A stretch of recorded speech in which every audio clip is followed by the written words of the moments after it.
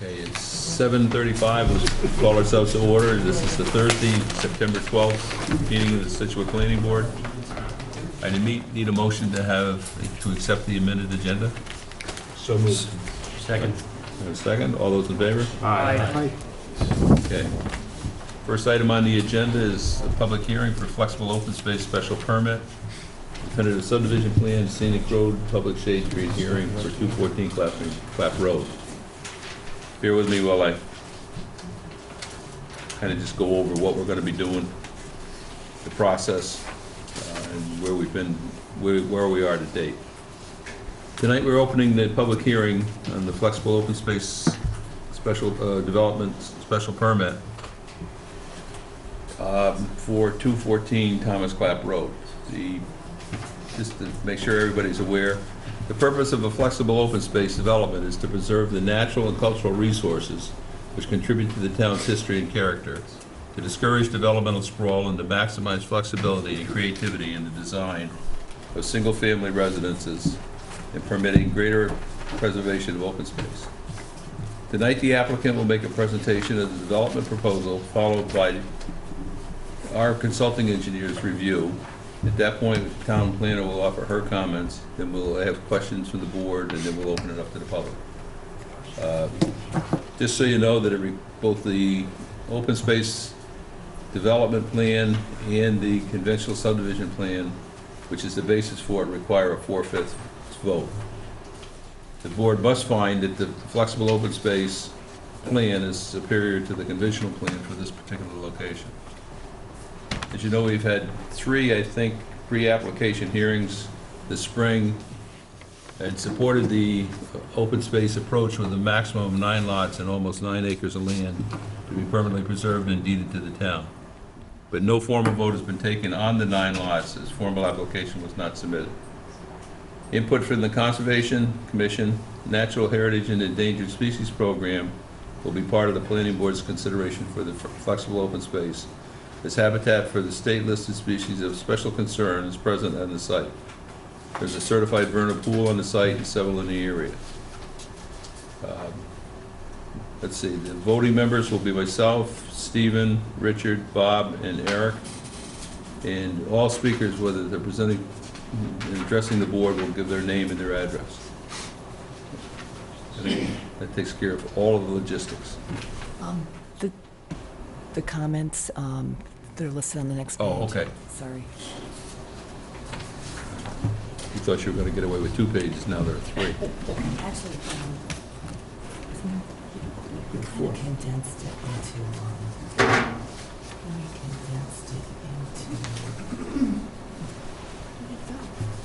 Yeah, wherever it's gone. Just so that people know, what we do is we keep a list of comments that have received on that. We've got recently, since 8/16, we've got comments from the Board of Health. On 8/16, we've got a revised site distance calculation. On 8/22, a letter from the Division of the Fish and Wildlife. On 9/4, we received 2 memos from the DPW regarding the town's engineer and the water division comments. We've got an email from Patrice Metro on 223 Clap Road. Email from Laura Harbottle to Kay Joseph, with email to John Nyland. Email from Harbottle to Dave Anderson, and comments from the rules and regulations. All of those are available to the extent that you want to see them. That they're on file, and they've been circulated to all members of the board who have an opportunity. Bless you. Thank you. And I think that takes care of all the logistics that we need to do. At this point, we turn it over to the applicant. Let you begin her presentation. Thank you, Mr. Chairman. I'm Matthew Watsky, here as counsel for the applicant. With me is Deb Keller from the engineering firm. It's done the design. It's McKenzie Engineering. You'll mostly be hearing from Deb tonight. You want to hear the kind of things that she has to say, all the technical details. She'll make a presentation on the specifics of the project, and then after we've gone through the the presentation on the specifics and made our description. We'll also address the comments that were received from the town's engineer. I wanted briefly, though, before I hand off to Deb, to sort of briefly recap how did we get to where we are now, and the other permit proceedings that we are involved in, so the board's fully apprised of that.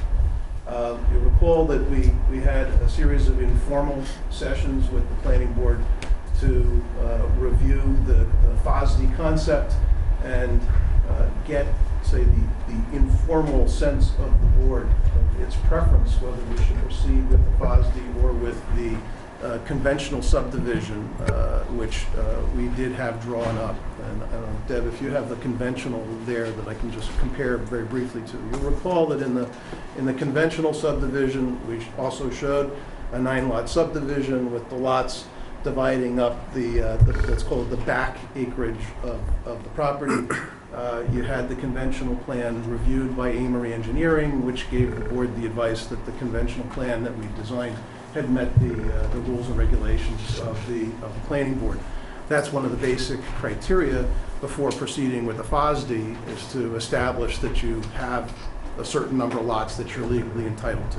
There are other development concepts that we'd considered, but the owner's preference all along really has been to do the FOSD, because it just lays out the lots better, and they're well aware of the conservation open space land that's surrounding the back of this property. And in their view, the best use of this property, and something that was really one of their goals in this, was to have a separate parcel that they could convey or somehow conservation restrict and included as part of that back land. So the FOSD plan that's been prepared and has the same number of lots that you could have under the conventional plan. It's what they're legally entitled to. And the size lots that you create then are dependent on the other features that you need to provide, whether it's the roadway and the stormwater management and the like. And Deb can get into the sort of engineering dynamics that you face when you're designing for the FOSD requirements. There's a brief review of the benefits that we see in going with the FOSD the way it is. There's preservation of more than half of the site for open space. The open space parcel would be 8.9 out of the 7.5 acres of the site. You have preservation of the existing house, a homestead with historical significance. In fact, the proposed name for the subdivision roadway, is it Studley? Yes. Benjamin Studley was the owner and proprietor of a farm on the site back in the, I believe, 1600s. Is that historical piece of it? There was someone else who used the property later than that as a shoe fabricator out of the house. Name subject to discussion if you prefer calling it something other than the Studley Road. It was somewhat of a pun, I'm sorry. The conventional plan, just in contrast, it would not be possible to design the roadway so that house would be preserved. It's one of the benefits to the town, specifically of going with the FOSD. You have the preservation of the land, you have the preservation of this historic house. I believe that what would happen with the house, because the house right now is on a foundation that is too deeply down into the groundwater. Actually, the Conservation Commission, and I believe the Planning Board's consultants as well, noted that there's a sump pump that basically runs nonstop from underneath that house. That house would likely be lifted up and put on a new foundation so that you would eliminate that sump pump discharge that's going all the time now. And probably getting into too much of the engineering detail in this brief intro, but the house itself would be preserved. The plan is to integrate the existing and surrounding open space area and the trails that are associated with it into the parcel that would be preserved. And that would have to be with coordination with the town and the land preservation trust that owns the surrounding land. There are off-site improvements that are proposed in the drainage system on Clap Road at the front of the property, culvert and catch basin repairs and replacement, and Deb can get into the discussion on that. And by going with the FOSD, you end up with a compact footprint of the development compared to a conventional subdivision that reduces impacts, whether it's impact from construction on the site at all, impact from impervious surfaces associated with the roadway, it reduces the clearing. It's just a lower impact design, and it enables us to use a number of low impact design stormwater management techniques as well. That kind of ties into another piece. As I said, I talked about other permitting procedures. The wetlands permitting is proceeding, and we'll be dealing with the details of the stormwater management and things like enhanced vegetated swales and the like with the Conservation Commission. We're focused in the review here with the Planning Board and its engineer, although it's the same engineer, I believe, on let's call it the number crunching in terms of the amount of drainage. We're hoping that our review with the Conservation Commission will focus more on the sort of, well, I don't know, the green side, the specific types of vegetation and enhancements of the drainage facilities. We've had the first overview presentation with the Conservation Commission August 19th. We have a second hearing in front of them next Monday, September 16th. All of the wetland resources on the site and also anywhere surrounding the site, as we discussed in our preliminary sessions, were determined, boundaries established according to a superseding order resource area determination. And so the design that we've presented to you and are also presenting with the Conservation Commission has been made possible by the establishment of those resource area boundaries. Natural heritage is the other thing that we know is of interest. We have had active dialogue with the Natural Heritage and Endangered Species Program. They've reviewed the development plans, and we have a mitigation proposal that the Natural Heritage Program has deemed, at least at this point informally, acceptable to them. And a big piece of that, we call it a double benefit of it, but the preservation of the parcel to the rear is a big piece of the natural heritage mitigation process. And then there would be like financial payment to natural heritage or to an entity that's using funds at natural heritage's discretion as the other piece of mitigation for natural heritage. The details of that are going to again be presented to the Conservation Commission at its next meeting by our consultant on the rare species issues. That's Dan Wells, who's one of the experts in the state on rare species habitat preservation. There have been, and Deb can get into the details of these, also consultations by the team with other town departments, traffic, Board of Health, DPW, Fire Department, and Water Department. We understand that there have been a number of comments submitted on those, and we think that those are mostly favorable. I know that I just saw one regarding traffic and sight distances and the like, and it appears that we've satisfied the town officials with that regard. Deb can get into the details of that with you. And I think at this point, I'm going to hand off to Deb. You can take it from there, and as needed, we'll jump in and answer any questions that the board members have. Thank you. Thank you. For the record, Deborah Keller with McKenzie Engineering. Okay, I think I'm going to start with just a brief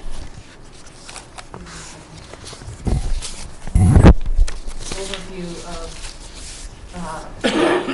the existing conditions. Again, as Matt had stated, this site is located at 214 Clap Road. There is an existing home on the property close to Clap Road, with the remaining portions of the parcel wooded. The lot itself, again, is approximately 17.6 acres, of which, through the flexible open space, the parcel in the back is 8.9, so that's where we get the slightly greater than 50% of the property being devoted to this specific parcel. The basic drainage patterns for the existing, I think I'll go back to this one.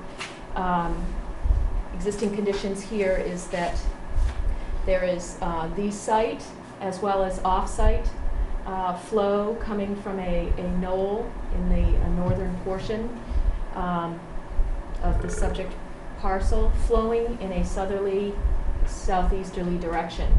So therefore you have flow that comes across our site and down towards the frontage at Clap Road, as well as drainage that comes from above our site, up gradient of our site, across our site through the central portions of the site and the rear portions across in a southerly direction towards the abutting properties.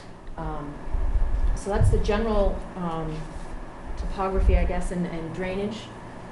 And also to mention, as Matt mentioned, we are working to try to improve some of the drainage current conditions that are out in Thomas Clap Road with the two cross culverts located at our frontage. What ends up happening right now is the flow, not just from our site, but from off-site as well to the northeast here. Water flows down towards Thomas Clap Road, collects near our frontage, and flows through two 12-inch pipes, which are quite old, not quite clean, clogged, and actually this one has a negative slope to it, so it's pitched in the wrong direction. So to look at those concerns and see if there's anything that we could do with in conjunction with DPW to help improve that situation that's out there now.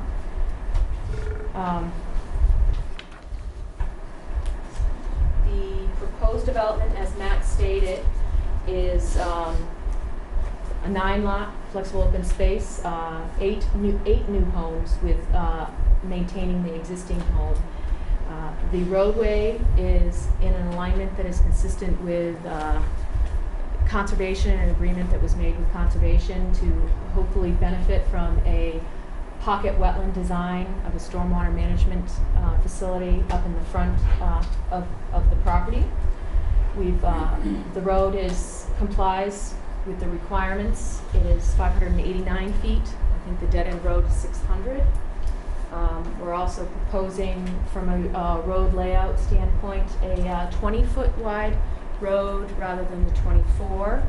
Hopefully that helps us improve on impervious coverage, as well as providing some more drainage in the central portion of the cul-de-sac, which I believe typically gets paved.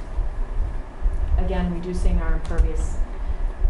Again, trying to make a softer development with regard to the roadway construction. 18-inch berm is proposed, as well as one sidewalk looping around the cul-de-sac, which, again, as discussed, tying into walking trails that will be coordinated with the town properties and the trails. I believe we've received a copy of the Conway school study in regards to these walking trails, so we're in hopes to coordinate through that and tie in the trails there.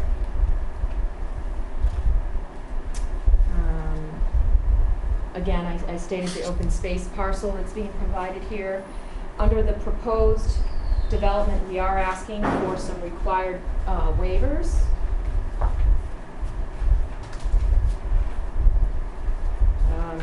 I can go through them briefly. The first two margin requirements, requirement for page layout, we comply with the standards for registry, so it doesn't completely jive with the dimensions required in the subdivision regs. For example, rather than 2.5 inches, we only need 1.5 here, just a grammatical.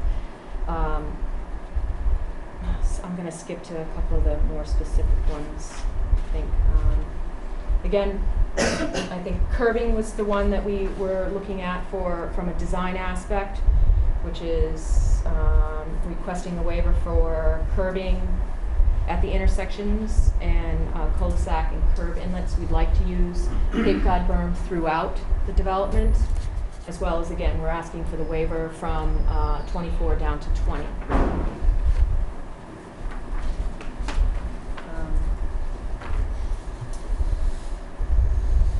Then to get into, I think, the biggest design component of the development, which is the drainage. Again, it's nice to be able to reduce the impervious. That helps us out when we're looking at our stormwater management requirements and treatment of the runoff. Again, as I said, all of the flow is running from a northeast to south, northwest to southeast direction across the site.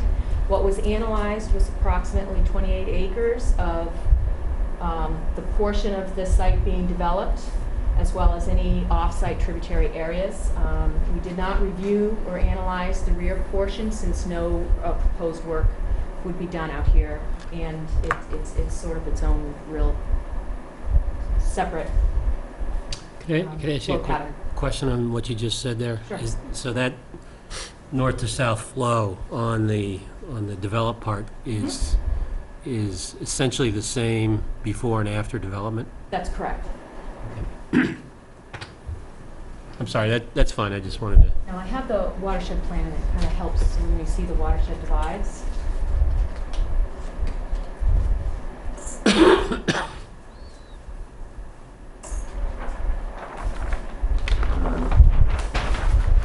We prepared this one briefly. I know it's hard to see from far away, but this red line is, this outer line is the delineation of the watershed that was analyzed. This is the small portion here of the site that was not analyzed, because the flow patterns are flowing not within the developed area. So as you can see, this is our property line here. So we do have a large portion up gradient that flows onto our site through the central portion of the site and continuing through the neighborhood just to the south of us.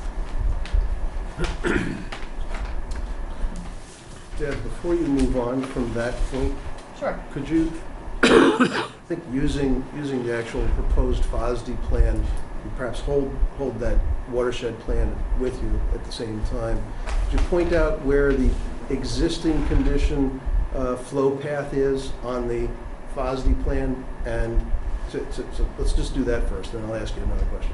So on using the FOSD plan, where does the flow path go in the existing condition with all of that watershed draining through the property?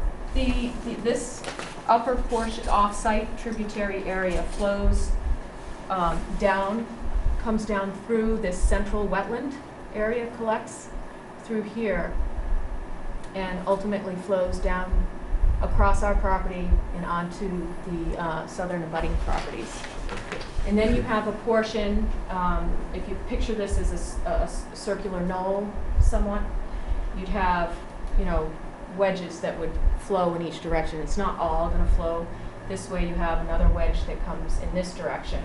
So therefore you have these portions. We have another small little knoll here, which is right in this area, which then runs water in this direction as well as towards Thomas Platt Road. So those are the major drainage divides. Okay, and so with the proposed development, you have two main sort of stormwater management features. Maybe it's really three if you count the rain garden inside the cul-de-sac, but let's focus on the two main ones.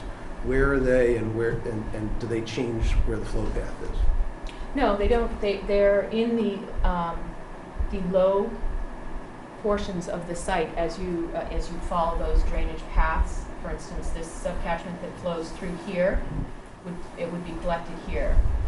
The flow that comes through here is bypassed but the development itself is collected by the drainage basin in what I would call the rear portion of the development, Okay, and where does the water flow when it comes out of that stormwater basin?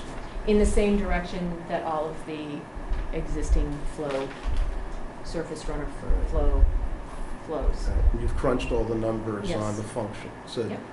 first part of this question is, is there an increase in the rate of flow in the proposed conditions compared to the existing out of that stormwater basin? Right, so again, getting back to the existing conditions, what we do is we delineate the watershed areas, again, and then look at the surface conditions, soil conditions in those subcatchment areas, and determine and build models to show, so we can analyze each storm event that's required. In this project, we had 3 design points, one being Clap Road, one being located near the isolated wetland. It's easier here, would be this isolated wetland before it flows off our site. Clap Road has 2 ponding areas at this point in our frontage that we modeled as well, that are associated with the existing drainage on Clap Road. And then thirdly, the last design point is the southern portion of, or the mid portion, I'm sorry, of the southern property line, which would be right here, looking at what flows across this area. And to get to Matt's point, that portion of the development is here, and we still have all of this remaining existing, which is not being altered in the proposed condition, as flow that will still continue to flow across in its original flow patterns. Then we take the existing model and we have those numbers to compare. We compare peak rate and we also compare volume. For the peak rate, I think is both state and local requirements. Peak volume is a local requirement for all of those design points. So here we have the proposed development, and the watershed, the outer limit of the watershed is still the same, so we're comparing apples to apples. But instead of the existing condition, we have the proposed development here and some slightly different, obviously, subcatchments to collect the water and run them through our drainage facilities proposed on the site. Focusing on design point 1, which is Thomas Clap Road again. In the design development, first, we wanted to make sure that we designed the pocket wetland in conformance with Conservation Commission's previous discussions that we've had, as well as looking into how we could improve the existing drainage that's on Clap Road. We do propose both of these are existing 12-inch, and as I said, they're not in the greatest condition at the moment. We'd like to repair them and put in twin pipes in both locations, and which will help bring water, instead of going over the road, putting it under the road, and to control it so that we can still meet our peak rates and our volumes with what's going to end up on the southerly side of Clap Road. We're putting in an an inlet control structure, so that we don't fully just drain this upper wetland and just let it go, because we don't want to do that for lots of reasons.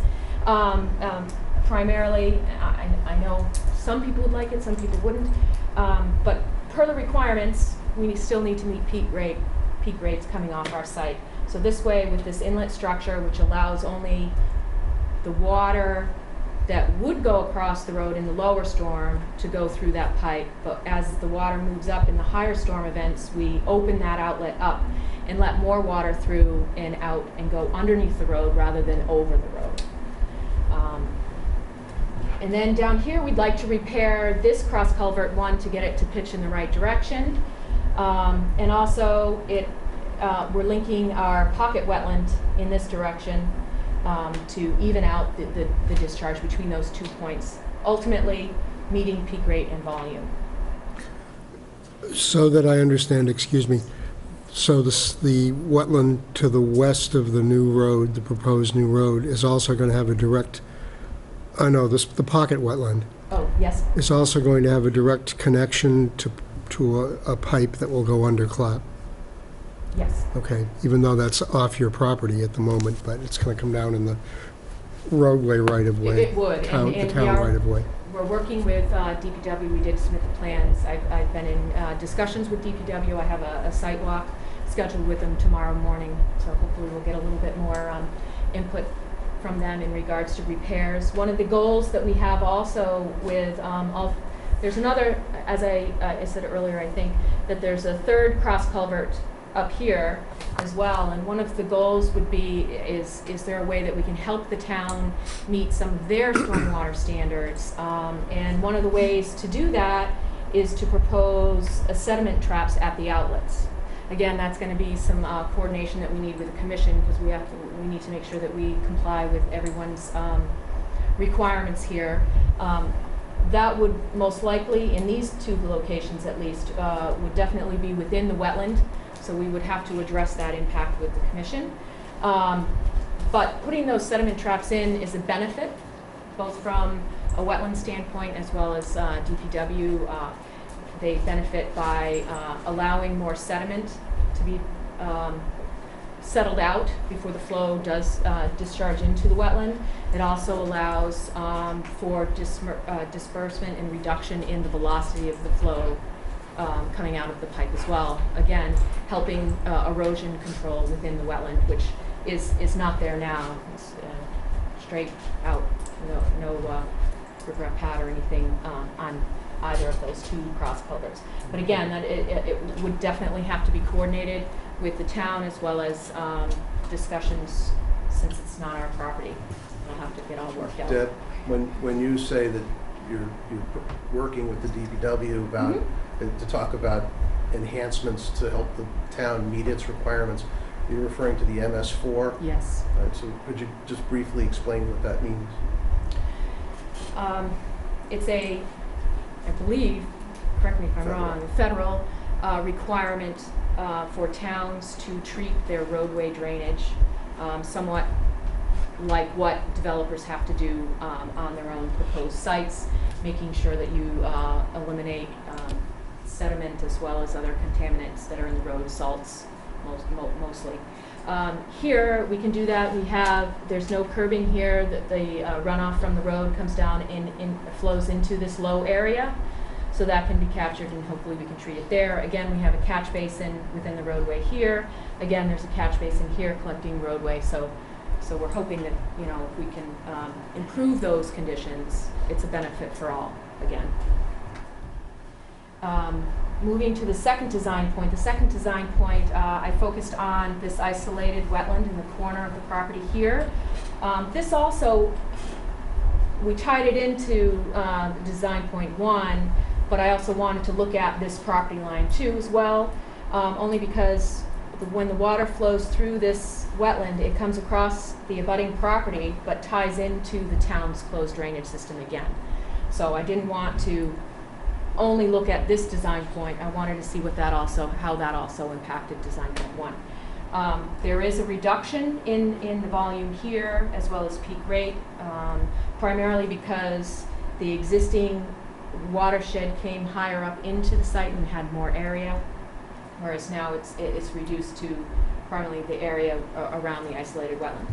Thirdly, the third design point is now towards the middle rear property line, where the central portion of the site flows. The goal here was to capture the upper portions of the project, which is basically what I captured here is lots 4 through 7, their front yards, driveways, and roofs, and the upper portion of the cul-de-sac area flows through a rain garden in the cul-de-sac through a closed drainage system out to an infiltration basin along this southern property line. And again, the basin also collects the rear or backyard areas of those same lots plus lot 3 via sheet flow or surface flow into the basin. Again, at this design point as well, we're still meeting peak rate. When I say meeting peak rate, I match or reduce in comparison to the existing conditions, peak rate and volume. I think the remainder, just to add to, in regards to design point we're on, the remainder of the road, the majority of the road is directed down into the pocket pond in the front yard. What I tried to do was balance between the two major components of the drainage, which are the two basins, the water flow from the development, so that I could meet peak rates and volumes at both design points. Deb, before you move on, let's focus back on the stormwater infiltration basin that's in the middle of the site. Yes. You talked about the lots that are contributing flow to it, and it's a portion of the cul-de-sac with the rain garden, and that you're meeting the peak rates and required volumes. Are you able to compare the amount of water that's going to be contributing flow to that design point from our site as compared to the overall watershed? Yes, actually, when we look at the amount of flow and the goal, again, because this is an infiltration basin, there is a component to it that we allow water to infiltrate back into the ground that helps us comply with the groundwater recharge requirements, as well as peak volumes. And what Matt is asking is, in our design calculations, the flow that actually comes out of the basin and contributes to the surface runoff at that design point. During a 2-year storm event, currently there is no flow out of that basin. We can contain the entire 2-year storm and allow that to infiltrate. As we move up into the storm events, in a 100-year storm event, the flow coming out of this is only 4% out of the total amount of flow that comes across the site here. In comparison, it's I don't know if this makes any difference to anybody, but it's 0.93 CFS, approximately 1 CFS versus 23.7, which comes across the site. So I think we feel as though that this basin does a good job of attenuating the proposed project. Question on that. Maybe it's not possible to do, but the one critical juncture of the site, as you know, is right at that basin. Yes. In terms of proximity to abutters. Is there any way to calculate in the 100-year storm event what amount of water is crossing the property lines, say in the 100 to 150 feet? That might be the frontage there, if you know what I mean, the border between our site, your site, and the abutter, as opposed to what would be crossing the property line when this plan is implemented. Well, Sure, so that's the pre and post. That's yeah, exactly the pre and what post. you've done. Okay. So the flow in a pre-development at this design point is actually 26.55 CFS, to cubic feet per second. And is that spread along the whole length of the property line, or does it come across in one spot? Or It primarily focuses, there seems to be a subtle high point here where some of the flow runs into the isolated wetland Okay. into design point 2. Yep. But the primary back here runs almost into that corner point where that corner property line is, in ponds in here, and then flows over. Okay. So in our existing conditions, that flow coming to this general area here is the 26.55. We've reduced it down to 23.75, and of that 23.75, only 0.93 is coming out of this basin. But there's a net reduction. Yes, a net reduction in both the peak rate and volume of the surface runoff. Thank you. And coming out of the basin, just where is the? Is there an outfall point specifically? Yeah, specifically, right here is our outlet control structure, and what I tried to do was move it up into the site as much as possible to allow for as much of a natural flow off the site, and not create a fast discharge point close to the property line. So we pushed both the emergency spillway and the outlet control structure up as high as possible to allow for a good flow path as that discharge meanders through that existing watershed. I'm sorry, could we see that, the abutters? We can't see. If you can just point to that again, the outfall. Sure, the outfall, originally I believe in the informal discussions, we had the outfall sort of pointing towards the property line. Through our discussions, we felt as though if we could push it up as high as possible so that it discharges more towards the wetland on our site and then come wrapping around. It gives it a longer duration on our property before it comes off the site.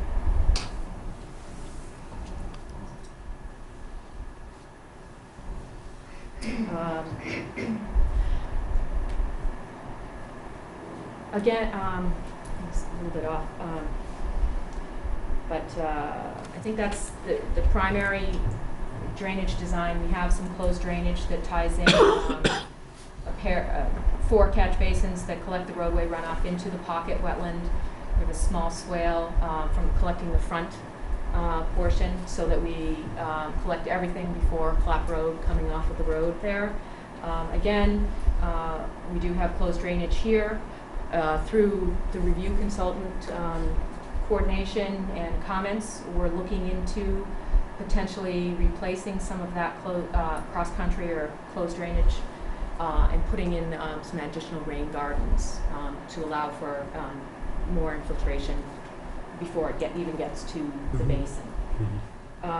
Moving towards the stormwater management requirements, there's 10 standards that we need to abide by.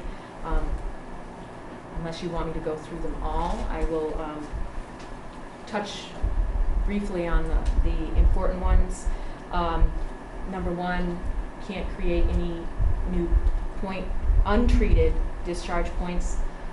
We've fully treated the entire site. Peak rate attenuation, we've talked about that. Groundwater recharge, that's primarily, even though we will get recharge in the rain gardens, just from a numbers standpoint, I'm saying all of the recharges in the basin. In fact, there is additional recharge that will happen in the recreated wetland, even though you're not taking credit for it. Right. They'll be recharged down here as well. In any open basin, primarily, unless you truly seal the entire bottom, you'll get benefits of infiltration. But for the calculations, I just focused on the infiltration basin in the rear. Water quality volume, that's calculated on the amount of impervious that you have or proposing. The requirement here is just shy of 5,000 cubic feet. It's actually 4,741. With the proposed design, we're treating almost 15,000 cubic feet. That benefits through a lot of treatment that goes through the 2 basins as well as the rain garden, and we'll even get some more when we can design some rain gardens in that along this closed drainage portion here. Not technically a redevelopment. Standards 8 and 9 address construction phase as well as post-development operation and maintenance plans. We've provided those in the submittal package. We've also looked at and provided an illicit discharge, and that basically states that at this point there are no illicit discharges of hazardous waste off the site, and we do not anticipate any with the proposed development. Erosion control, I know that can be an important topic. During construction, we have prepared an erosion control plan to illustrate what we anticipate as erosion control, and as well as prior to construction, what they call stormwater pollution prevention plan will be submitted, a SWIP, and a notice of intent filed with EPA and under the general construction permit. That's the last plan here. Originally, what we're looking to do here is focus on the southern property line, as well as down near Thomas Clapp Road. So we've surrounded the proposed limit of work with a silt sock. In the last few years, it's become quite common to use silt socks. They last longer than hay bales. They don't introduce invasive species, and they're easy to maintain. And they really do make a solid connection with the surface ground, and provide a good erosion control barrier, as well as protecting the basin areas by surrounding them as well. Also, not to have too much runoff in that area, but more so to protect them from the contractor driving through there at not needed. Obviously he'll have to get in there at some point, but we don't want him parking vehicles and such in those basin locations. We've also proposed 2 temporary sedimentation basins, one upgradient of the rear basin, and another one in the area where we have the sediment forebay for the pocket basin. We're showing some staging area and soil stockpiling. I think those will get a little bit massaged when we have a better idea of the construction phasing. I'd like to mention that the applicant is the owner. They will be the developer, and they plan to develop the road as well as the lot. So hopefully we can, and the goal again would be to minimize the limit of work during the construction of the road, and then only work on lots that have sale purchases, so that you're not clearing all of the lots at once. I think those are some of the major concerns when it comes to erosion control. And as Matt mentioned, we did receive some comments from other town departments. Again, stating Board of Health, we did receive a letter approving the plan. What they do is review the soil information that was provided for the site. Obviously, they did ask that we provide them with a copy of the final plan, as well as incorporate some information into the O&M plan. We did meet with the Traffic Rules and Regulations Committee on Tuesday. I believe an email came in from them approving the plan as well, with us providing them with some additional stamped plan for the traffic site distances. Before you move on from that, could you just describe how you go about calculating the site distances and, Yeah. and how Kinda skip that. the site distance geometry works, whether you're a vehicle on Thomas Clapp Road traveling along it, or a vehicle trying to come out of this new subdivision road, Studley Farm Road? Sure. Again, we did do a site distance analysis to make sure that we have appropriate site distances along Clapp Road. First thing we do is look at what the posted speed is. Then we bump up the design speed when we look at site distances. We did 2 things here. We looked at it from AASHTO's standards. They have a whole calculation on how to look at that site distance, as well as the town has their own local standards, which is bumped up slightly higher than what AASHTO requirements are. When we look at it, we look at a vehicle that's waiting to exit out of the proposed roadway. We're 15 feet back. And what that is for is, it's not truly the way to do it with a proposed roadway, but there could be a chance that someone is actually backing out of the roadway, so you want to look at where someone would be if he's parked trying to look out. So that's why we look at it at 15 feet back. Then we take the driver height and then an object height in the roadway and make sure from a grade standpoint and horizontally curves that we can how far can we see. We've gone out and visually taped these distances as well as looked at any potential clearing, additional clearing that would be needed. In this case, the proposed roadway clearing would be sufficient and adequate to provide the site distances needed in both directions. When we do the design speed, we go 5 miles above the speed limit, which is 35. ASHTO, with their calculation, came out, and I apologize, we did adjust those numbers.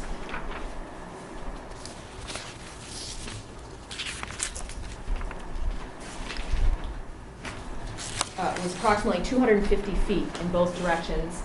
There is a slight difference in the calculations, and that's due to the grade change that you have when you're parked here looking to your left. There's a slight grade change going up versus this is relatively flat looking to the right. But in general, they're both about 250 feet. The town's requirement is 350. Looking to the left, which is, I think, the tighter sight distance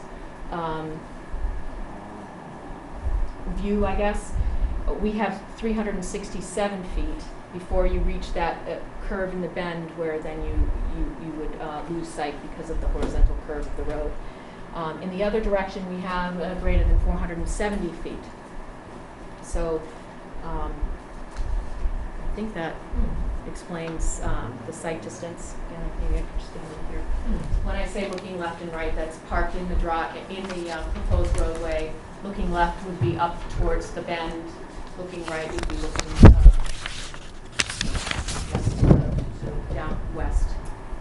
Down Thomas Platt Road.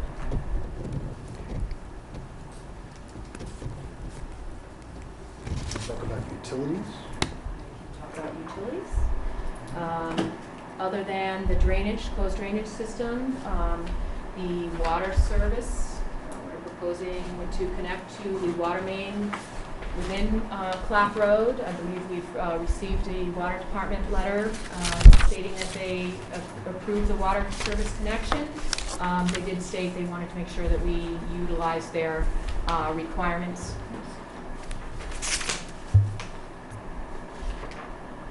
This is the best one. So we are also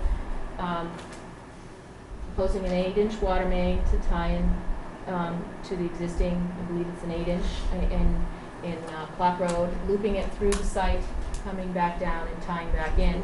The benefit of this too is to continue the water flow through the system. We do propose 2 hydrants.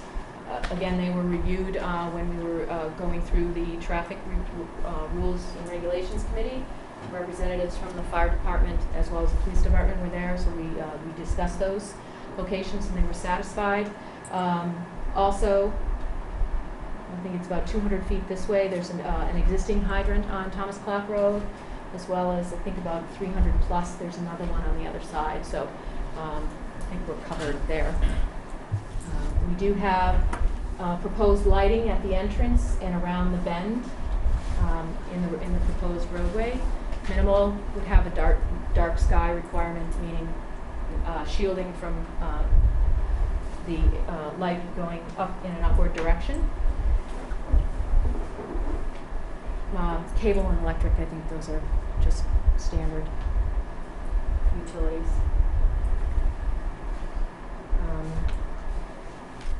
I think we did receive a comment from DPW. They requested a Class 5 RCP pipe rather than the high-density polyethylene pipe in the roadway, so the applicant has agreed to do that.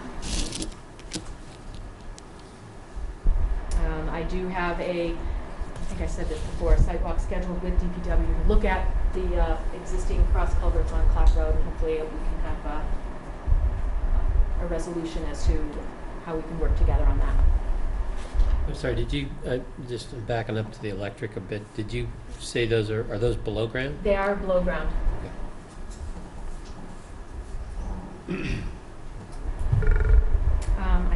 Anything else? I think that's it. Pretty much covered. Yeah, we There's could some go, things that need to be combined together, and that's Yes. fine. we could go through, Hughes and Thomas's comment letter, or Well, how else And we we would? have to do that. Okay, sure. We've got Dave Johnson, who's, Beals and Thomas, is doing the peer review for us. Good evening. David Johnson from Beals and Thomas, the peer review consultant for the planning board.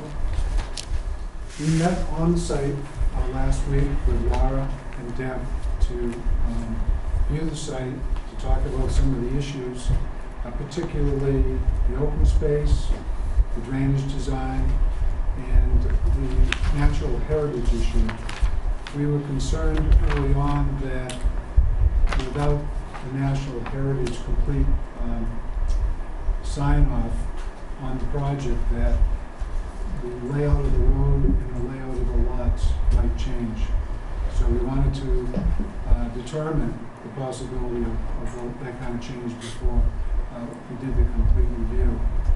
According to Deb at that time, she indicated that they had coordinated with Mass Heritage, and they were investigating and proceeding with a mitigation that involved the contribution to the turtle fund, management and research regarding eastern box turtle, which is the species that puts them into natural heritage jurisdiction out here. So she indicated that there would be no change to the roadway design and to the drainage design anticipated because of the natural heritage situation. Do we have that in writing from somebody somewhere? You have writing that natural heritage has determined that there will be a take of rare and endangered species, and then they indicate that. So I meant the approval of the mitigation No. plan. No, And no, okay. I don't.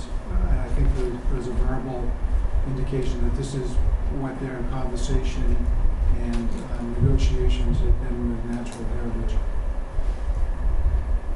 So we went through the subdivision regulations to compare the plans with the requirements of the town's rules and regulations. In general, the plans are complete and well prepared. There are a number of housekeeping type issues that I don't want to go through. I know there are others here that want to get questions asked and answered. Those housekeeping issues, such as additional details, the location of additional ADA ramps, will all be items that you'll see on revised plans that we've coordinated with the applicant's engineer, and they've agreed to make those changes. Where I would like to focus on is the drainage. It's always the most significant issue in developments and the impact on abutting properties. The first item I wanted to focus on was the use of low impact development. In this particular development, the use of LID has really been limited to the rain garden in the center of the cul-de-sac island and to some extent the constructed wetland. We've suggested to the applicant and to the board in our review that they reevaluate other opportunities to integrate LID into the development. One of the suggestions we made to them to evaluate is the drainage easement, excuse me for a second, the drainage easement that Deb referred to. Here's the rain garden. It's piped out to a manhole, and then from here to here, it's all closed drainage. The water is just allowed to fly through the pipe and come out down here. Show us where you're pointing to. Right here. From this point down to the basin, this is all closed drainage pipe. What we suggested that they look at evaluating is within that drainage easement they're showing to daisy chain some additional rain gardens. So when you came out of this rain garden and over here where they pipe under the road, this would discharge into another rain garden that would be linear in nature, function just like any other rain garden, pollution attenuation and stormwater attenuation. And then it would overflow either by a pipe or by a grass swale, which would further attenuate pollution and slow down the water into another rain garden and daisy chain a certain number of rain gardens, so that the water coming out of this rain garden here isn't just flying down this pipe. It's slowed down by the rain gardens and the grass swales, and therefore, thereby getting a little more low-impact development into this development. They've indicated in my conversations with Deb that they're prepared to evaluate that revision. It would eliminate a fair amount of pipe. It would eliminate some manholes. It would be a lot easier to maintain, and it would become a landscape feature between the houses that are proposed, rather than just a bare ground that's left after they've installed the pipe. They've also Is it an easement that gets carved out from the two lots? Yes. So it They've doesn't also- belong to either lot owner then? No, it wouldn't be. It's carved common out. land? It's an easement, it's not a separate parcel, it's a drainage easement. They've also proposed a walking trail through that easement, and the trail could be incorporated adjacent to the rain garden, so it's a little more natural to walk through this easement rather than just over an area where a pipe's been placed. That was the primary LID. We also asked them to look at some additional overland swales, particularly on the property lines, to intercept water and swale it in certain directions via grass swales to again attenuate the runoff. Where would that be?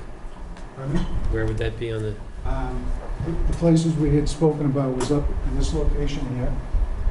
Right now, the water, as Deb said, is coming down here, and it's essentially bypassing the site topographically, but when these lots are developed, you can see by the contours that the flow coming off the lots is now going in this direction as well.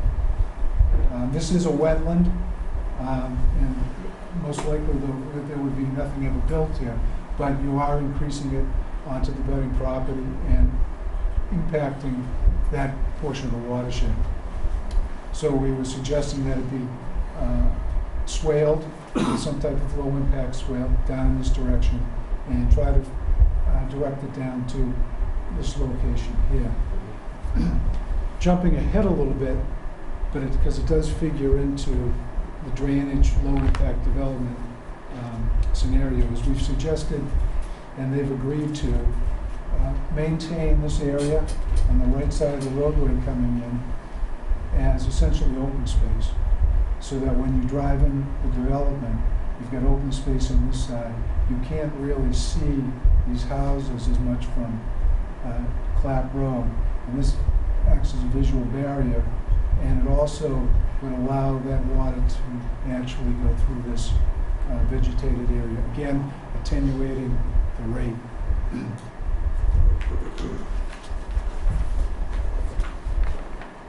There are a number of waivers that have been requested, but let the board deal with those. I'm pretty familiar with the typical waivers. There was nothing really out of the ordinary. They've addressed the water supply, sewage, erosion, sedimentation. The other issue, because it relates to drainage, we did look at their assumptions for the stormwater design.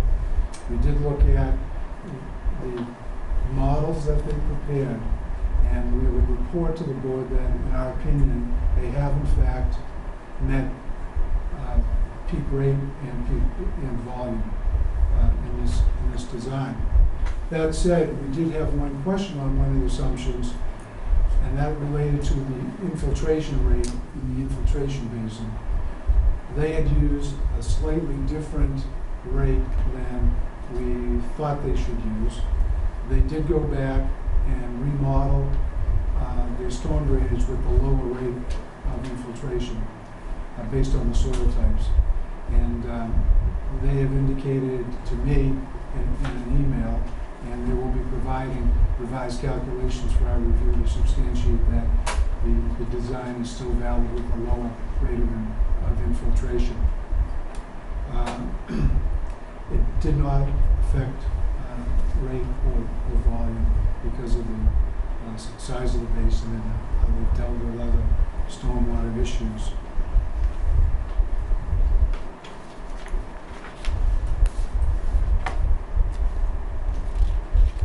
We had made some comments about a few locations where there was less than 2.5 feet of cover, which the board requires over the pipe, and it suggested class 5 RCP instead of the class 3. From my understanding, the town engineer is requiring all class 5 pipe in the development, whether it has sufficient cover or not. Because if the road were ever to be submitted to the town for acceptance, he wants all the pipe to be class 5 pipe. So that issue has been resolved. There was one question I just wanted to, one comment I wanted to clarify, and that had to do with the freeboard. Freeboard is a kind of area above the 100-year storm event that is left. So if there were back-to-back storms or the outlet pipe got clogged, it gives you a little bit of a buffer without the basin surcharging. We had originally looked at the plans and believed that the freeboard was only about 7 inches. But in discussing that comment with the design engineer, we determined that they actually do have 12 inches of freeboard, which is a fairly standard amount to have above the 100-year storm event. Because as you know, when you go up in the basin, the higher you get, the more volume you have. So they have provided storage for the 100-year storm event, and then some above that, which they're calling the 100-year flood event as opposed to the 100-year storm event. And that assumes that the outlet control structure somehow gets blocked, either through debris or other methods. It can't pass all of that water at once. So there is another 7 inches above that outlet control structure, and then another 5 inches above that, for a total of 1 foot of freeboard above the 100-year storm event. Those are really our substantive comments. We had, as I said, some housekeeping things. We had our wetland scientists look at the plantings proposed for the constructed stormwater basin and the rain gardens, and found that those, for the most part, are acceptable and in compliance with the planting as suggested by DEP and the stormwater standards.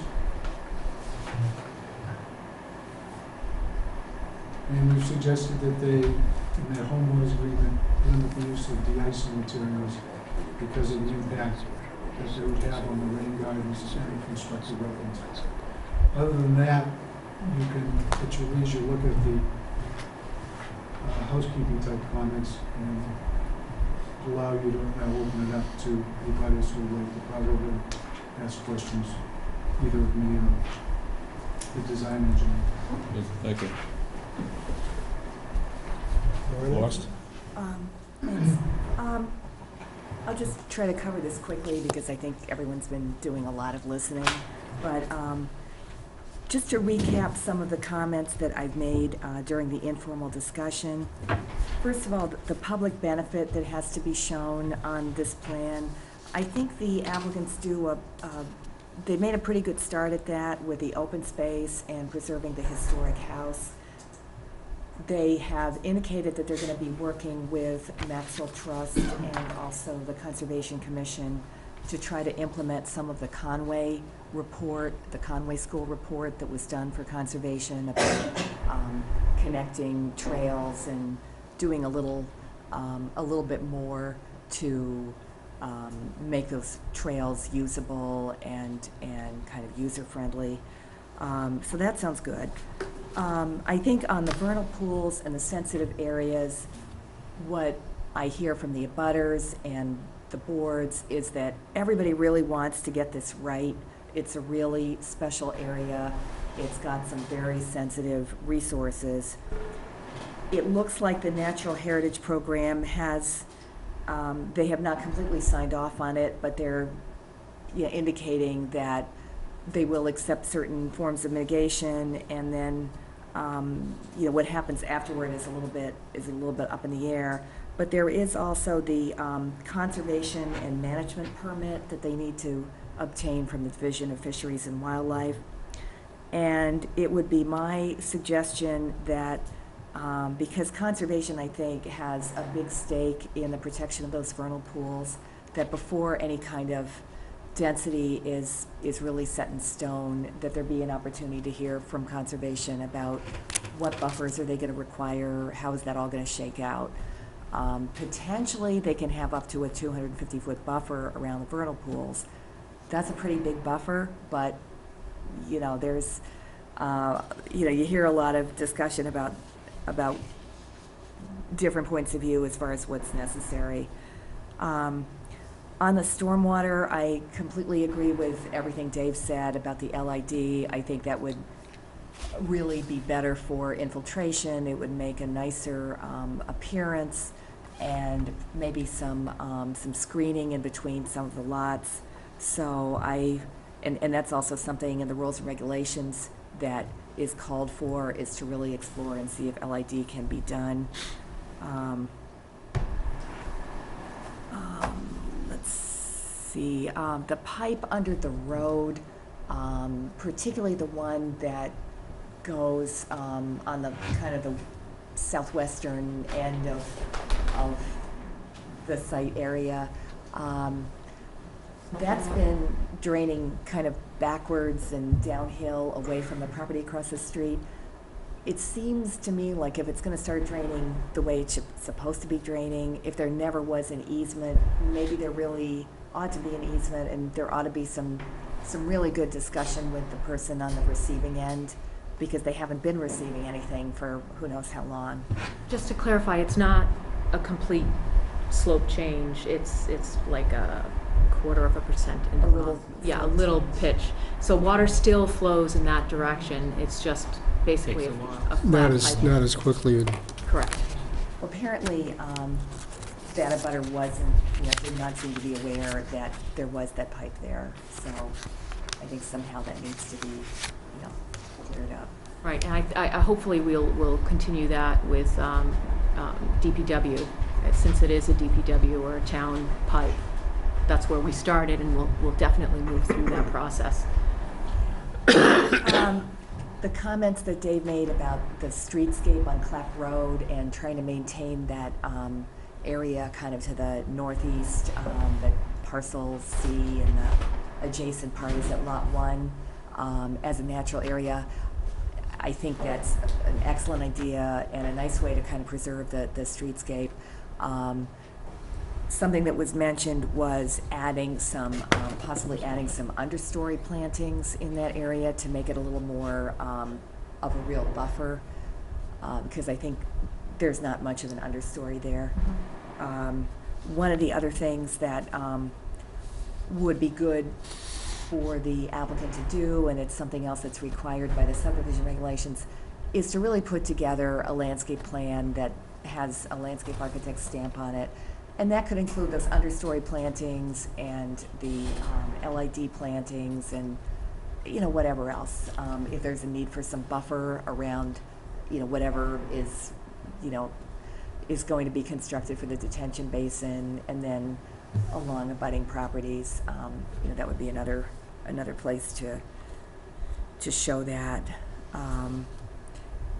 I think most waivers for the road seem to be not extreme. I mean, 20-foot roads are what they use on Cape Cod for all types of development in most of the towns that I'm familiar with there. So I don't think it's really pushing it to reduce the road pavement. And as long as the construction standards are met, as far as the those are the main things seem to be looking at when they recommend to town meeting. And then the last thing I wanted to let's see. Yeah, I think I covered that. The last thing I wanted to mention is just on the erosion control. We're finding with some sites around town that can be a really tricky area. And I think we'd like to see, given that if the developers are going to be building out the property, they're probably contractors that they're used to using who could have communication back and forth with the engineer about where they would stockpile and how they would actually be able to do the project and what erosion control they would suggest and be able to do. That might be a good place to start, to maybe make it just more specific and make sure that the areas are sized right for the sediment basins and so on. So that's all I had to say. Thank you. Good. Thank you. Pat, do you want to say something? Thanks for the opportunity to speak about it. Conservation is very much in favor of open space residential design. I like the amount of open space, the amount of trees. And I wanted to say that we strongly agree with Dave's comments about the low impact development. There's opportunities to build that in. It sounded like there were a few areas that would be great. I think in conservation hearings we're going to be promoting that too. Also sounds like we're going to be receiving some information on the natural heritage and the wetland review from their specialists on Monday night at our hearing. So we'll write that up and we'll get that back to you to tell you what was discussed. One of the things on here, there's a stormwater structure at the beginning of the road to the right that's proposed in a wetland area, and if it has to go there, we'll work with them, but we're trying to keep things out of wetland areas so there's no replication required, but it may be that that's where it has to go, so. Are you talking the existing culvert? Yes, Yeah. that area you're talking about, spillway. Yeah. and so- Unfortunately, the wetland comes up to the road on either side. Right, and so that's one of the things we'll discuss, but Sure. we try to keep things out, but it has to go there. Yep. On page 8 in Dave's report, we talked a little bit about maybe some additional information is needed on the soils on the site. So we'll wait to hear back from the applicant about soil testing in certain areas. And the other thing about, Deb went through the 10 DEP stormwater regulations, and at our hearing, that's one of the big things that conservation gets involved in, is going through each standard and regulation. So we'll have Dave go through what he thinks of each of those at our presentation, maybe not at this one, but at the next one. And we'll write up a summary after our meeting Monday, and we'll get it back to you before your next meeting. Great. Thank you. Okay, got a lot of information here. Questions from the board, and then we'll open up for the public. Just so you know, we've got a public hearing scheduled for 9 o'clock. What I'll do is, that's going to be immediately continued, so we'll go till probably 9:15, and then we'll look to wrap it up. So that'll give a chance to get the board, as well as some public, some comments. Any comments, questions from the board? Richard, we'll start with you. Sure. So the first thing I want to do is just commend Deb and Matthew for an excellent presentation, very thorough, and it's come a long way since our initial preliminary application and discussions that we've had. So you can certainly see that you guys have done a lot of work. I mean, there's all the information here in the stormwater report, so I commend you on that. I want to reiterate what Laura and Dave said about the low-impact development. I actually live in an area where there is a long pipe underneath that's in an easement, and when I think about maintenance, that is very hard to maintain. So if it's easier with the low impact development to have multiple rain gardens, I think that would be a real positive. I like the rain garden in the cul-de-sac. I think that that's a really nice addition, and the way you've done all that is very nice. One thing, back on the original, colored presentation, you had the sidewalk and then you had the trail going over the edge of the basin, and it sort of just ended. My question was, I know you're working with the Maxwell Conservation, right? So at the very end of that trail, what happens there?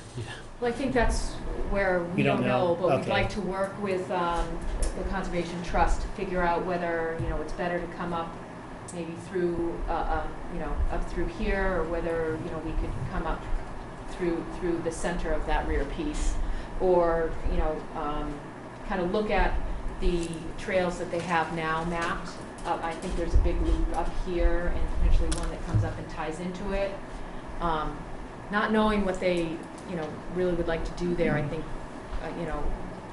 that's what we'll move forward to is try to find out what those connections might be and how that might work through that open space.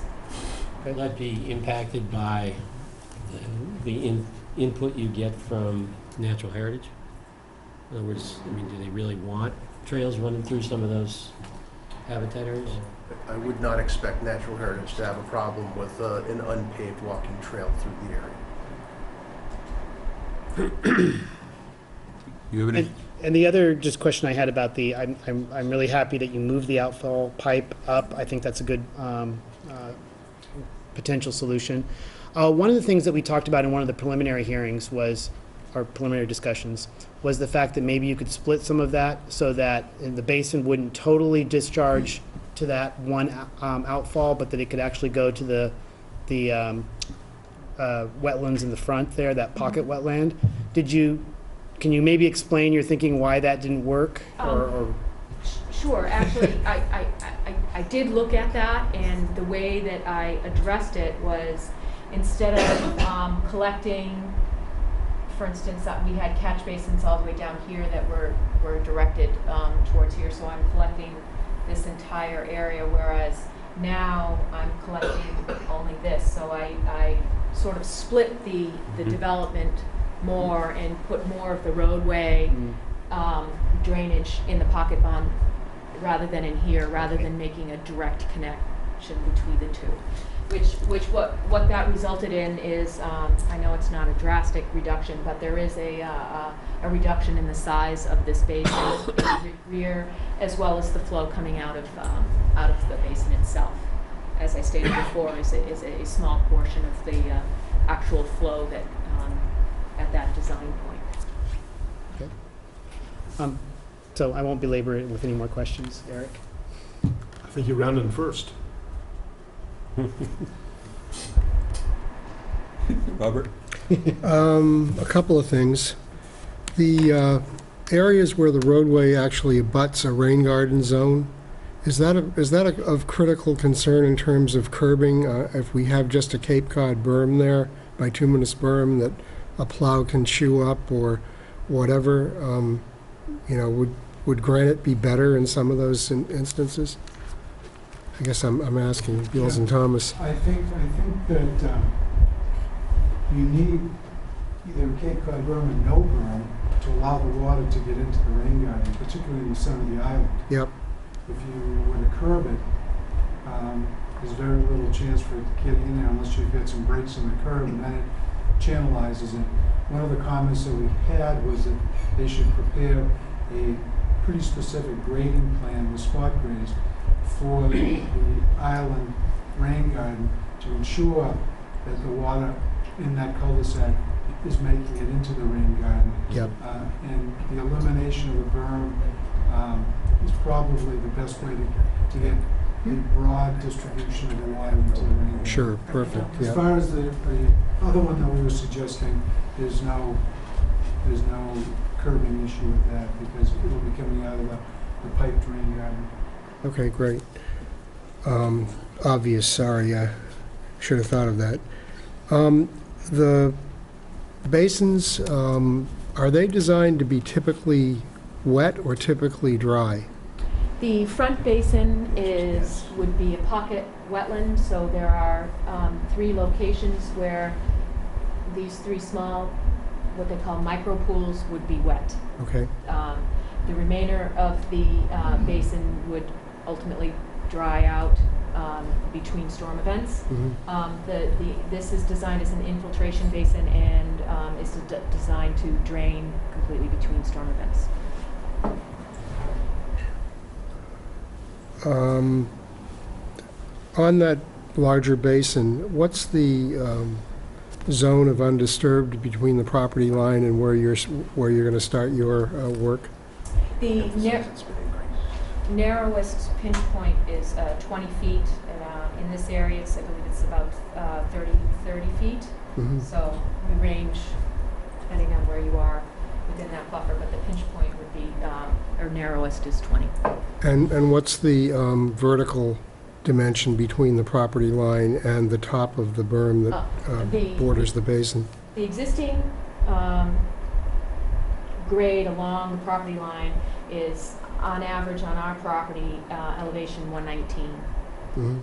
It berms up a little bit at the stone wall, but I would call it 119. Mhm. The top of the berm, or at the toe slope at the here, it's approximately 119 and a half to 120. Mhm. And then the top of berm right now is 124.25. So you're about 4.5 feet above grade. So, and then 5.5 feet from the property line grade. And per Laura's comment, I mean, I think a landscape plan is going to be critical to this, and I would hope that that's going to be replanted after the work is done there, to give some screening. The other thing is, and Bill, you can correct me if I'm wrong on this, but when we were talking about White Ash Farm, the traffic distance had to do with what the observed speed was in the roadway as opposed to the posted speed? No, Yeah. it's, They did measure they measured it that way, but I think that He did it both ways. the benchmark is posted speed. Okay, so Plus 5 miles an hour. the way, okay. So the way that this has been done is acceptable to everybody in the traffic commission and the board. Okay, thanks. I'm good. Stu? Yeah, I would echo the comments that have already gone before me. Just a couple of clarifications. In terms of the preservation of the existing house, and I'm thinking of the cultural and natural benefits that come with the flexible open space, what happens with that? Who owns that house? How does it stay preserved? I don't know how that would, Well, I think Are you planning to sell it, or what? the intent is to preserve the house, renovate it, and sell it as a single-family house. But to the extent that there's historic preservation restrictions on the changes that could be made to its exterior, that those would apply. I doubt that that's the case. I think once you've sold it, it's the homeowner's prerogative to do whatever. Yeah, unless it's listed as a, it's listed. Which I'm quite sure it's not yeah. But sure it's not what? listed in the register. Okay. It may be listed in the town's register, but that doesn't really carry any Yeah, weight. it's a nice house, but it's not like, George Washington slept here kind of house. Yeah, I'm just trying to figure out what the real cultural value here is. If it You've can never heard of be, Washington? somebody It's- can buy it and tear it down, start over, whatever. Well, then we're into the 100, what is it? No, it's Yeah, but it is. the has 1 year, limited the 1 year value. waiting Yeah, period. demolition Have a bylaw. demolition Right. review.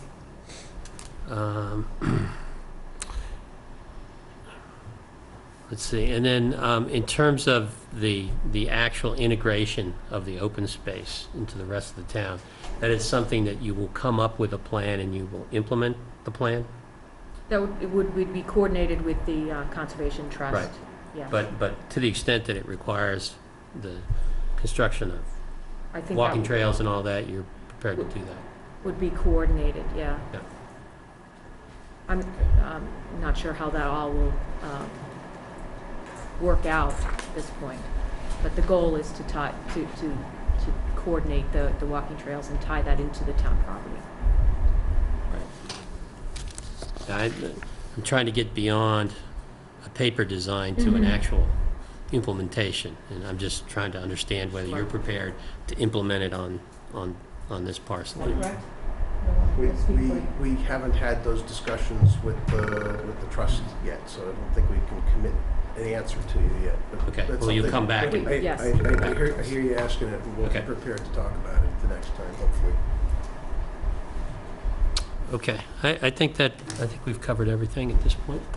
And Yeah. just Bob? to build on that quickly, I think at other locations, we've required like a small sign there that would say like, Maxwell Trust Trail or something, just so that it would actually look like you could use it as a public person as opposed to Like a trailhead or something. a dirt road going down to a pump house or something.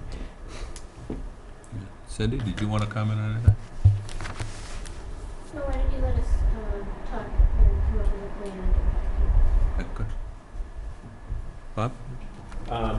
Mine, again, is just kind of a minor point of clarification. On the right-hand side of the road, there is an existing structure, and we were talking about improving it with Existing pipe There's an culvert. existing pipe. culvert, yes. So the water, I know we talked about the way things drain, and we have that zone that kind of comes down on the right-hand side of our property, so that, we're really not disturbing that, so that has, call it its own way across the street, and then the pocket wetlands takes the majority of the street, and then the rain gardens and the rest of the system would go that way. So this side is just, call it basic improvement of the existing. We have the pocket wetlands and the retention basins handling out back. Okay. That's what I was kind of wondering, is the right-hand side. That's Yeah. Well, that, already happening that way, and we're only going to improve that. right, that culvert on the right-hand side, if you look at it, is about a half or 2/3 full of sediment at this point. When do you expect to get to a conclusion or a plan with the DPW? Well, I do have a site walk tomorrow morning with Sean McCarthy of the DPW, so I'm hoping that will move forward. Okay. Could be really rainy. It's a good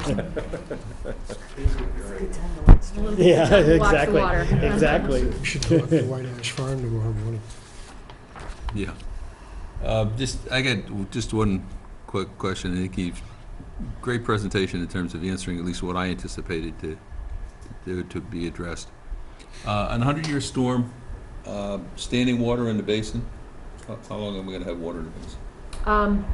The large basin Large basin. in the rear, it's calculated out, I believe, at this point, obviously, I think they're going to be adjusted when we revise the calculations. Right now, it was 20 hours, so it's less than the 72 hours that's required, so the drawdown in the basin. So I think that might go up but we'll have to keep it below the 72.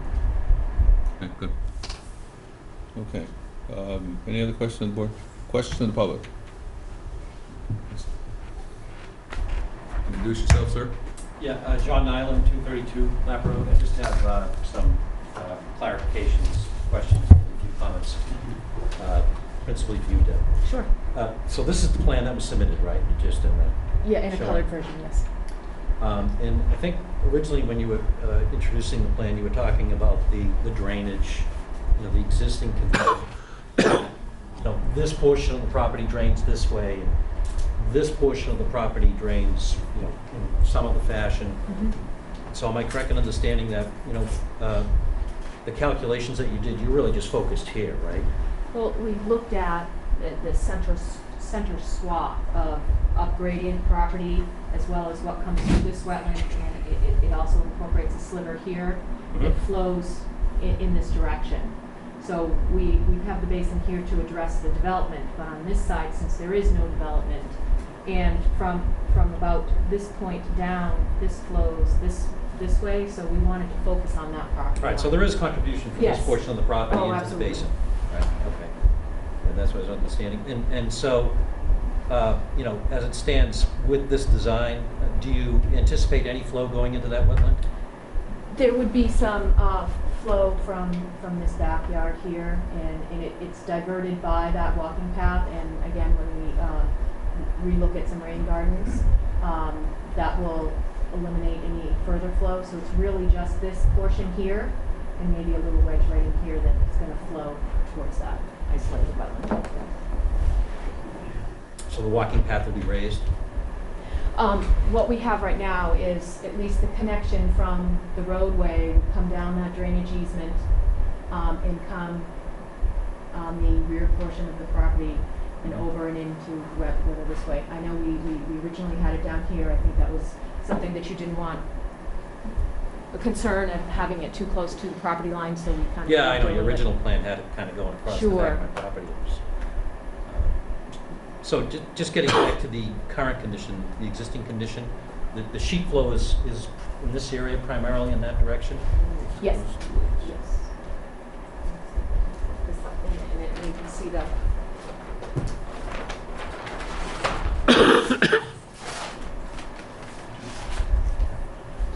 so what this is this subcatchment here, which I call subcatchment 2, Yep. is the watershed area that goes to that isolated wetland. Right. So when that drainage divide is right there, sort of splits between your property where this side flows this way, I'm letting it happen. this side flows that way. Okay. So then, maybe referring to that, so you were saying it was, the parcels, you said 4, 5, 6, and 7? Am I mistaken about Mm-hmm. what properties will drain here? That's correct. Which is 7, right? So all Yes. through here, so. Yep. And it's kind of hard to look at. It'd be nice to have an overlay of that onto this, just to see, it seems to me that the proposed design is going to increase the area that would be vectored into this detention basin. Is that correct to say? It is, but that the point of that basin is to attenuate that increase because of the development. Right. How many inches in a 24-hour period do you have in a 100-year storm? It's a 7-inch. 7 inches. Let's see if we can't open it up and get some more questions, given the fact we got a limited amount of time, if you don't mind. Can I ask one more question? Go for it. Dealing with the road, I was just curious, you talked about the car here being back Mhm. 15 feet. Why was that? Well, again, it's so that you ensure that you have proper sight distance when you're parked there, again, that you can look up the street and make sure that there's no vegetation blocking that road, as well as an oncoming car looking back at you. It's basically the inverse of a stopping sight distance, the sight distance along the roadway. I'm just curious, maybe you could educate me, does the transportation department require that, traffic coming in either direction be able to see around the corner to any oncoming cars? Yeah, that's sort of what I was saying by the sight distance is sort of the inverse. If a person parked in that driveway can see an oncoming car, that oncoming car will be able to see that vehicle. Yeah, I wasn't asking that question. I was asking about if somebody, say, is at this point here, ready to make a turn, there's a chance that they're not going to be able to be seen, by cars coming in either direction.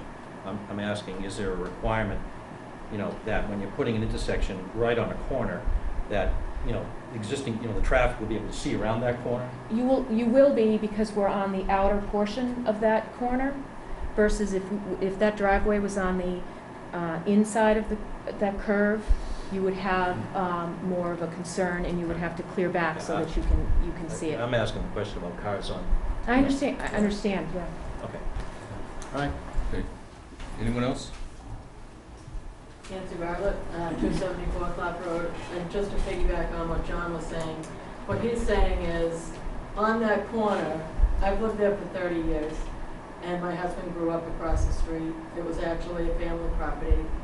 But on that corner, you have to cross the street and then cross back if you're riding your bike to North Scituate or back, because of the way the traffic flow is right now. So if you add that coming in, if a car is coming from where I live, further in the west, there's a corner that goes like this and then like that. So if a car is stopped trying to make a left into the development, a car coming from where I'm at, coming down, is going to come around that corner and potentially not have time to stop.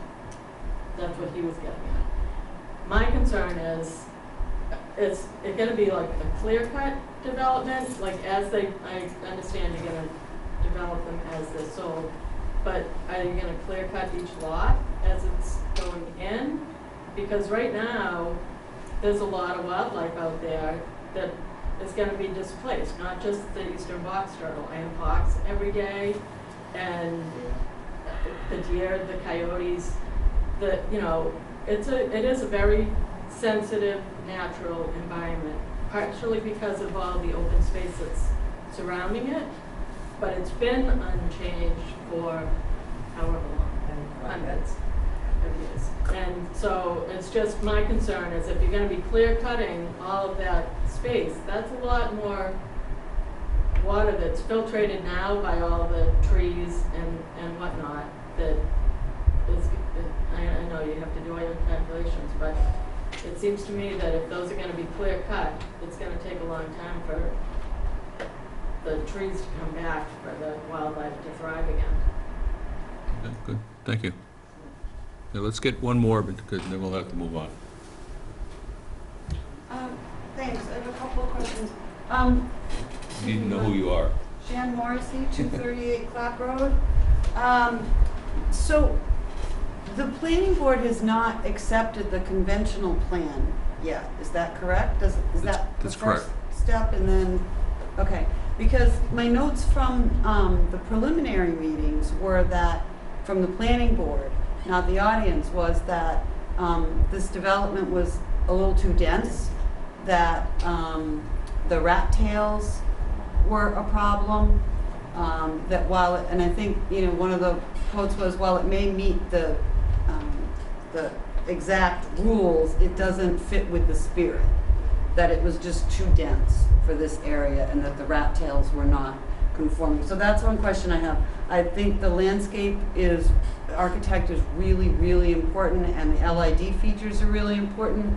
I have a question that maybe for the Concom on Monday, but can you drain into vernal pools from a filtration basin? Because this is a vernal pool. It's not going into that vernal pool. Okay, well, we were talking about draining, the outfall being over here. It's faced in this direction, but it ultimately, the grades would do something, kind of make that turn and Okay. flow down gradient. And I appreciate you not putting the walking trail here, because my neighbor didn't say it, but this pinch point, the 20 feet, is his backyard. So I think those are my comments. Thank you. Okay, super. So it's clear we gotta continue this. The question becomes when, what date, and what time. Let me check with my boss. What do we have schedule-wise? It's gonna be up for discussion. We have pretty much an open schedule, but it was whatever you guys felt based on what they thought the schedule would be, with conservation, et cetera. I'd like to make sure you know, it's up to them, I guess, but I'd like to make sure we get feedback from Yeah. conservation, from National Heritage, and from the DPW, make sure we've got those bases covered. Yes. Is Natural Heritage officially, what am I trying to say? Are you going to get your official direction from them only after a final plan is submitted? Is it like the Conservation Commission situation where you don't get your orders of condition until you actually submit the final construction plan? Well, we did formally file with them to get a letter back, which we received, indicating that there was a take and that we had no adverse impact at this point, and sort of spelled out our next steps. Okay. So we're now moving forward with those next steps. So is that something that we can accept as, you know, sufficient? I'd like to see. It sounds I would like to see kind of a the feedback from in writing. catch-22. Yeah. Well, Yeah. there is a letter, I've We just do been not.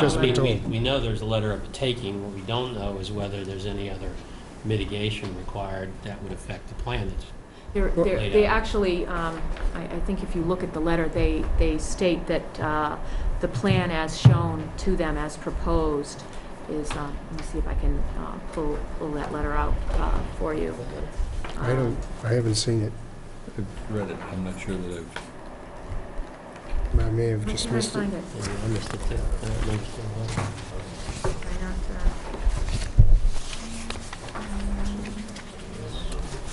Why not, oh, it's clipped in here, sorry. I'm reading from the Wildlife Natural Heritage letter. Where is the statement? No revisions. So, you say, based on the review of the information that was provided, yep, but there's no, not an adverse impact. As well as stating,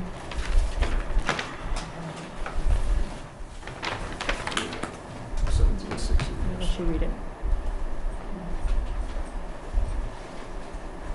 I think I have that letter. Take- I don't have a copy of it, but I remember reading it, and basically, as I understood it, is the plan as proposed would meet their requirements. Would meet, yeah, correct. That's the statement I was trying to Probably find. a more. If we don't have that in the file, we should, so I'm sure you'd be able to submit it to us. We'll get it to you.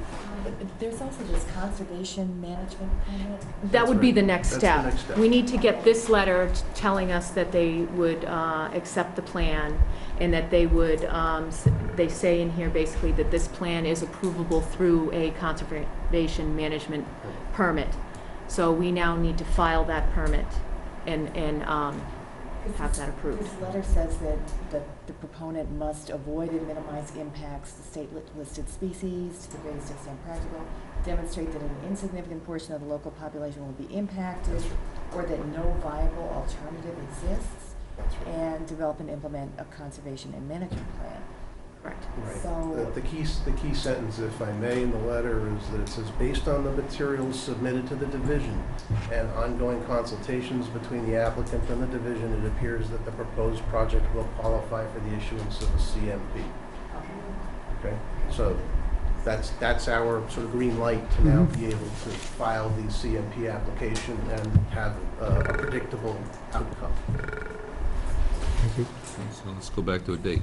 Pat, how long do you think your Concom's gonna look at it?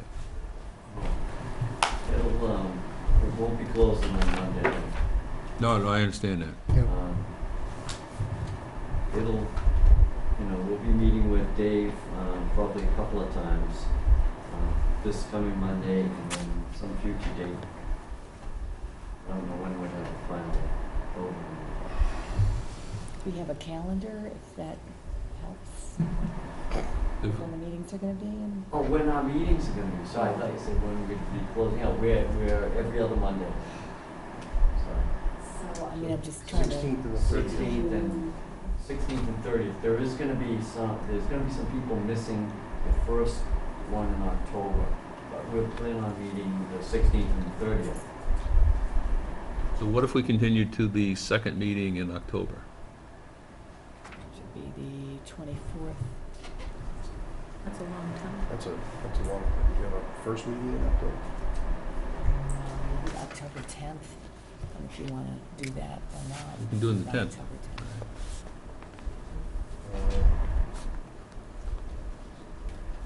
That works. Yeah, so the 10th at what, 7:30? Okay. So we'll plan in an hour?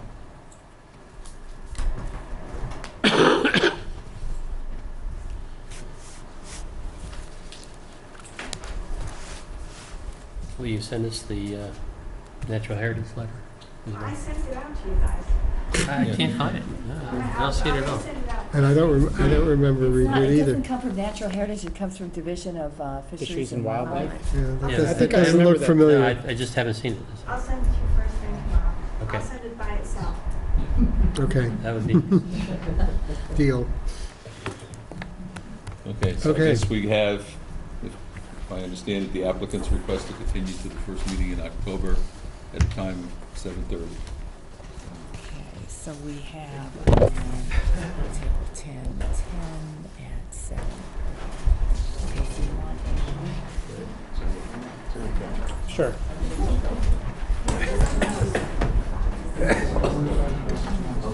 Have a motion? Yep.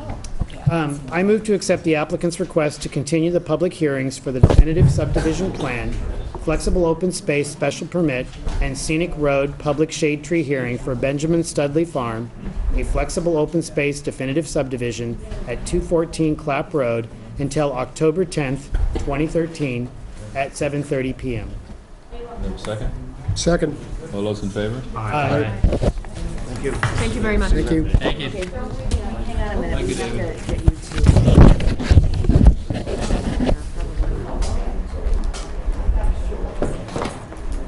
We'll look at everything.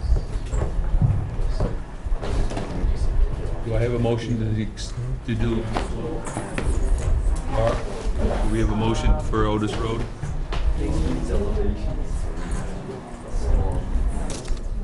Engineering firms are making On, while we're looking for that, the next step, like we did with White Ash Farm, do we have several, like where we say this is the conventional density?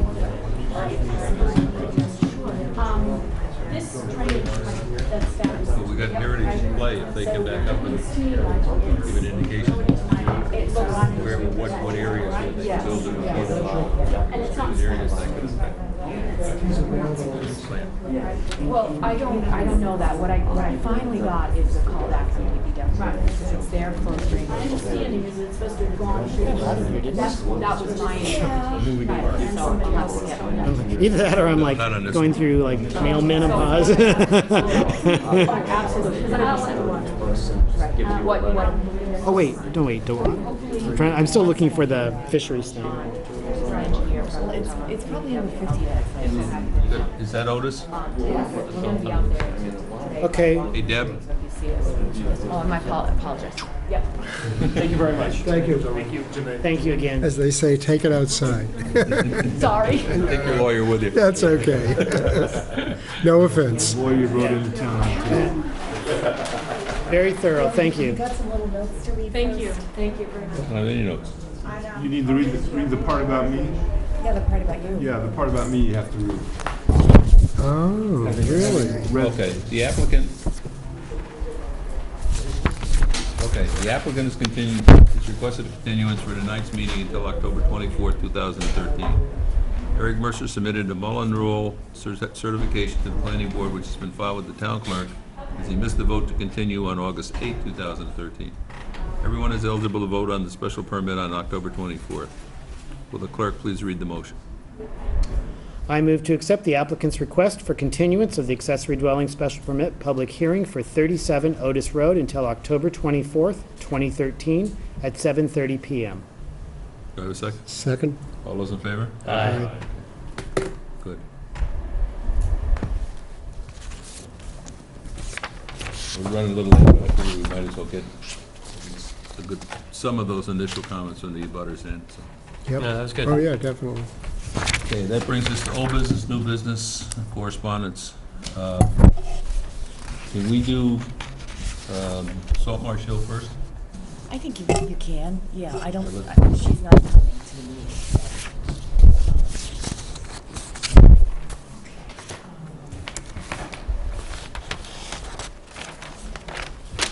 Yeah, that's the one where they need the lot line thing changed. Yeah, that's where you leave the lot line. Accessory dwelling. What happened was, this was the plan we got when the application came in for the accessory dwelling, Oh, sorry. and the setbacks were wrong, basically. It was supposed They to were be- wrong? Things happen. I mean, they were labeled wrong, or they were, I think we should get you a They're just not the Band-Aid. right setbacks, because, where's the this front front of that? setback was waived, and that's fine. Just brush against Yeah. Um, Prickers. These were supposed to be 15, and this one was 30 in the supposed to back, be yeah. 30. Yeah, Mm, So what mm. happens when you make this 30 is that Rose. the house is. Rose Doesn't fit. yeah. Big gap.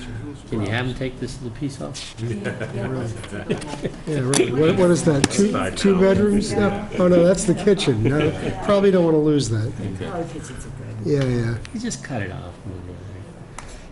So Then- Neil Duggan was very amenable to the board taking a vote to modify the condition of the original special permit that said that all construction should be according to the plans. The plans showed these setbacks. I remember this was the husband and wife, and it took us about 4 minutes, and we said Yeah. it was one of the easiest ones we've done. Okay. Yeah, well, yeah. That was then. That was then, yeah. That was then. So do we have a motion? We have a motion, and there are a bunch of findings, just in case we need them, maybe. The motionteer is down here. Oh, really? Okay. Motion maker. Motionteer. All right. I move to make the following minor modifications to the flexible open space special permit for Greenfield Estates with respect to Lot 3, based on the following findings of fact.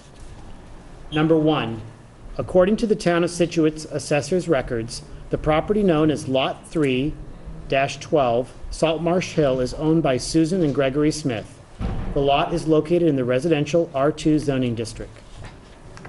Number 2, a flexible open space special permit approved by the planning board for Greenfield Estates and filed with the town clerk on October 7th, 2003, indicated that lot sizes and front setbacks could be varied but the side and rear setbacks would conform to zoning.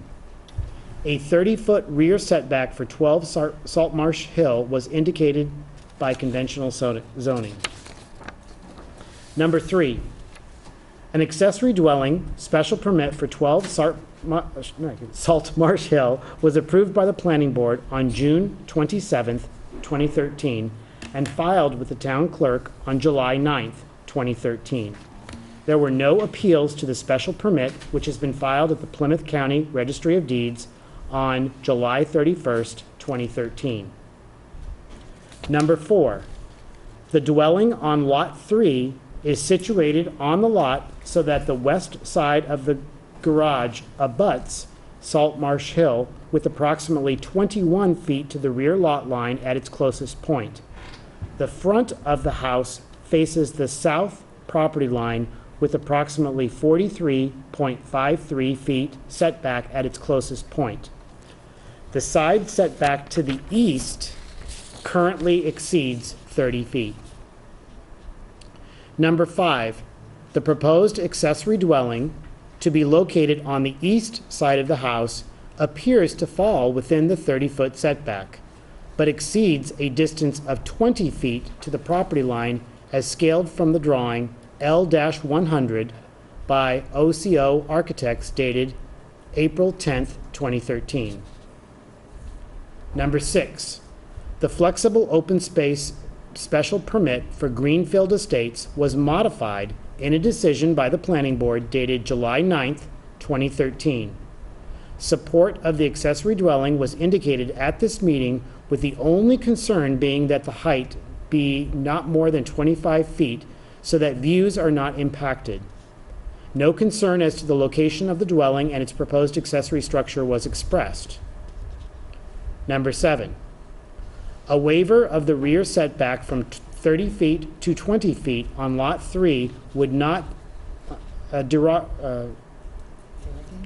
derogate from the intent of the flexible open space bylaw, as 30 feet exists on two sides of the dwelling, which are perceived to be its front and rear yards, and over 15 feet will then exist to the areas perceived to be the side yards.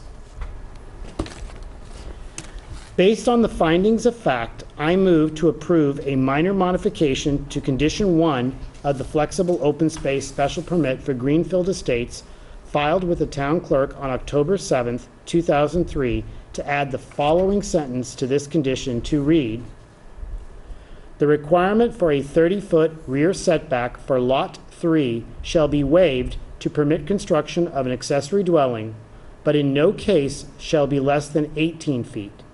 A plot plan stamped by a professional land surveyor must be provided to the building and planning departments prior to obtaining a building permit. Can we just make one more change? Yeah. This up here, this number 7, it should have been a waiver of the rear setback from 30 feet to 30 to 18 feet instead of 20. Here's the driveway, right? Okay, Right, off of Salt Marsh Hill. so on number 7, a waiver of the rear setback from 30 This feet looks like to the front. 18 feet Certainly on Lot 3 Architecturally, that's the. would not derogate from the intent, That's right. or derogate, I'm sorry, from the intent of the flexible open But I space think that'd be bylaw, legal in the as front 30 because feet that's exists on the- two sides of the dwelling, think this which are is- perceived to be Yeah, its legal, front yeah. and rear yards, That's the and over definition. 15 feet will Where the then road is exist to means the areas that's the front. perceived to be the side yards. Do I have a second Second. discussion? Yeah, just a clarification, Laura. Just looking at this drawing, this looks like the front of the house, but this is legally the front of the house here?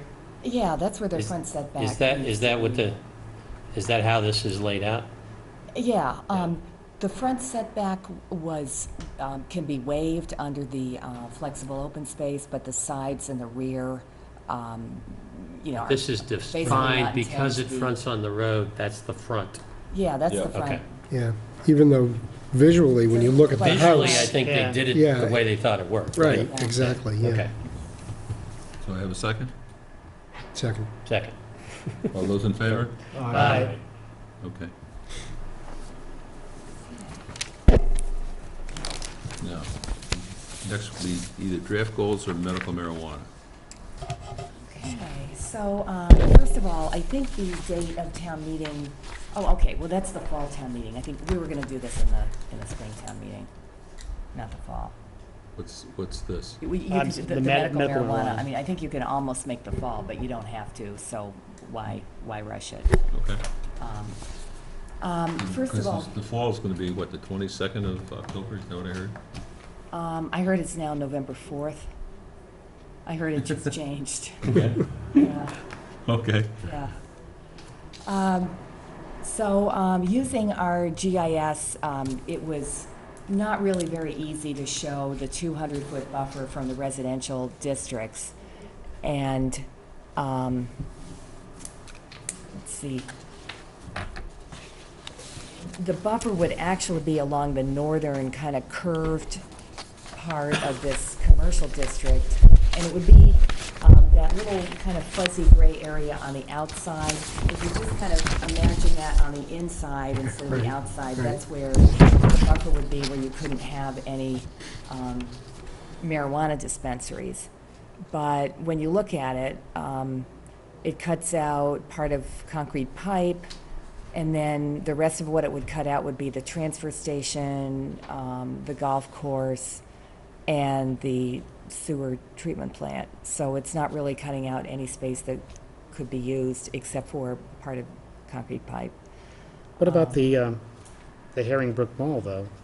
Looks like that would be part, and also that parcel that we talked about here, that's along the right-of-way, remember? Where there's like the barn and stuff, and... Yeah, I believe that technically there, the adjacent district is the Salt Marsh Tidelands District.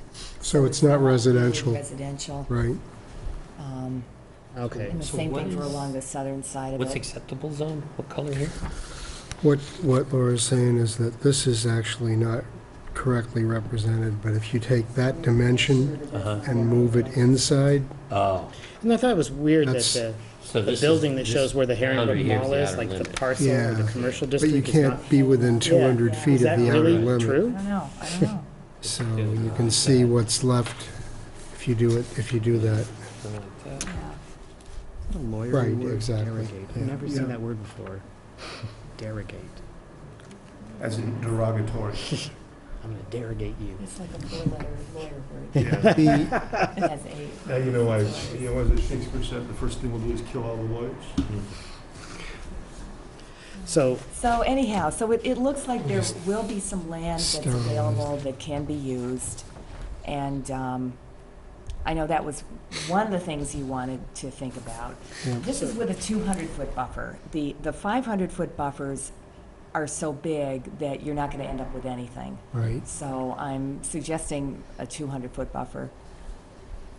And then the other thing the that train you... station's in, is an acceptable area? so it kind of would be like that. It goes like that, Is that what it yeah. means? And this, it would... Where's the train station? Business Well, over here's- here, here's so Stockbridge it's right not here. against Yeah. the residential So the train district, so I think you station's could right use here. all that. Yeah, but we Okay. gotta move this zone It's really just inside, in this so right here, kind That's of. an Yeah. unacceptable area. You can't be Oh, within so it's 200 feet inside of of the this? border. Yeah, exactly. Yeah. Oh, I see, Exactly I see. right. Yep. Okay. Yes, the 200 is on it's got to visually be put on the inside of that line. Yeah. And then inside that line is the only place you can have one of these establishments. Yeah, Right. yeah. God, there's almost no place to put it. So, What a shame. it sounds like Norwell is really making a lot of progress getting one to come in to their, I believe it's the Assinippie Park. Yeah, on Longwater. Mhm. So if they get one in Norwell, I don't know what the opportunities are really gonna be to get another one in Scituate, where they're only supposed to be 2 per county, Mhm. and I think they wanna get them spread out. Right.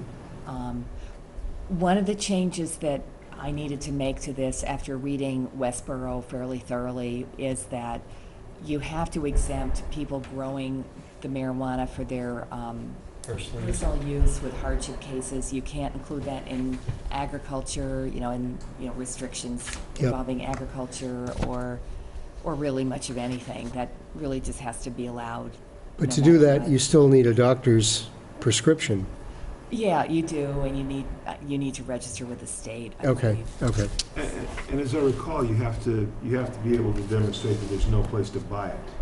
or that you can't. Or that'll get it. create a hardship. Yeah, so as soon as these facilities become available, those exceptions are probably gonna evaporate as time goes on. Well, but there'll be Well, people who physically, if people can't take it out. drive, you know, or they're, whatever. There'll be They have to have Someone their- who's terminally They have to have the caregiver. Or in a though. wheelchair or something. Yeah, yeah, or their Yeah, caregiver. their can- caregiver would have to go get it. maybe. Oh, but Anyhow. we did talk about the delivery service too. Anyhow, so the rest of it, I tried to set up a little bit more of a bylaw with some substance to it. There's application requirements for them to include, you know, the criminal background check, the distance to all of these things that we want to keep them away from, so that we can check something. And then they're also going to be distributed to the superintendent of schools and the police chief, in addition to the other boards we usually distribute them to. I thought the planning board should be the special permit granting authority, because it's, you guys get a Yep. lot of unusual things like wind turbines and cell towers, so this is Maybe we just should give this one to Molly Bill. BBA, okay. You Speaking could, of- I mean, you know, but anyway. And then the standard of review is just kind of reiterating, Just notice. it has to have its, What's that? Yeah. it has to have its permit from the state. If it doesn't get its permit renewed, the special permit becomes void. You can't have off-site signage for it. You can't have visibility or aroma of activities, products, or treatment from it. Well, yeah. So, so that's basically where we're at. in So I don't know if there's any discussion or thoughts, or you want to take a couple weeks and, you know, I think, well, I gave it out a while ago with all the packet stuff, so I Yep, don't know I how have much that. longer you want to look at it. If we don't really bring it before the town until spring, I think we've got time to discuss it. Maybe, I don't feel like I'm really ready to do that right now. Yeah, okay, Okay. good. Is there any benefit to trying to have it at the fall town meeting? Like if it doesn't pass, then we can come back in the spring? Or do you think No, it's I think it should be okay in the Yeah. spring. okay? Yeah. That gives everybody time to kind of mull it over a little bit more. Yeah, like, what I mean, I'm wondering, for instance, if there were a clinic established legally within the zone that we've designated, and I wanted to open a daycare establishment that would be within, you know, 200 feet. 200 feet. Yeah. Couldn't do it. Would I be, you know, do we have to have language that prohibits me from doing that? I mean, Well, it gets a where little it's crazy. business, there's really not any grandfathering, so it shouldn't be, but, you know, Yeah. I mean, it shouldn't happen. You know, it Yeah, shouldn't I be mean, allowed it's- to happen, but I think maybe you just cross that bridge when you come to it. Yeah, it's an unlikely case, right? Okay, never mind. Okay, It so- used to be an assisted living facility, I think. You're thinking along the lines of the people that, you know, build their houses underneath the approach to the airport, and then complain and get the airport shut down. Correct. Yeah. Well, sort of, only it's a little more, yeah, sort of. Well, I mean, I think you have a point, because a daycare is something that is a kind of basic need that people have. And also, there's a lot of small, you know, almost home owners who do that in their homes. So it can kind of crop up anywhere. So do people think this is ready to go out to other town departments, to police, schools, people like that, or? I liked it. Yeah, I think so. I'd say, Oh, yeah, I let's think get- it's definitely ready for that. Probably some rewrite we gotta do, so let's get as much You might as input well- as we can. Yeah. Yeah. Let's run.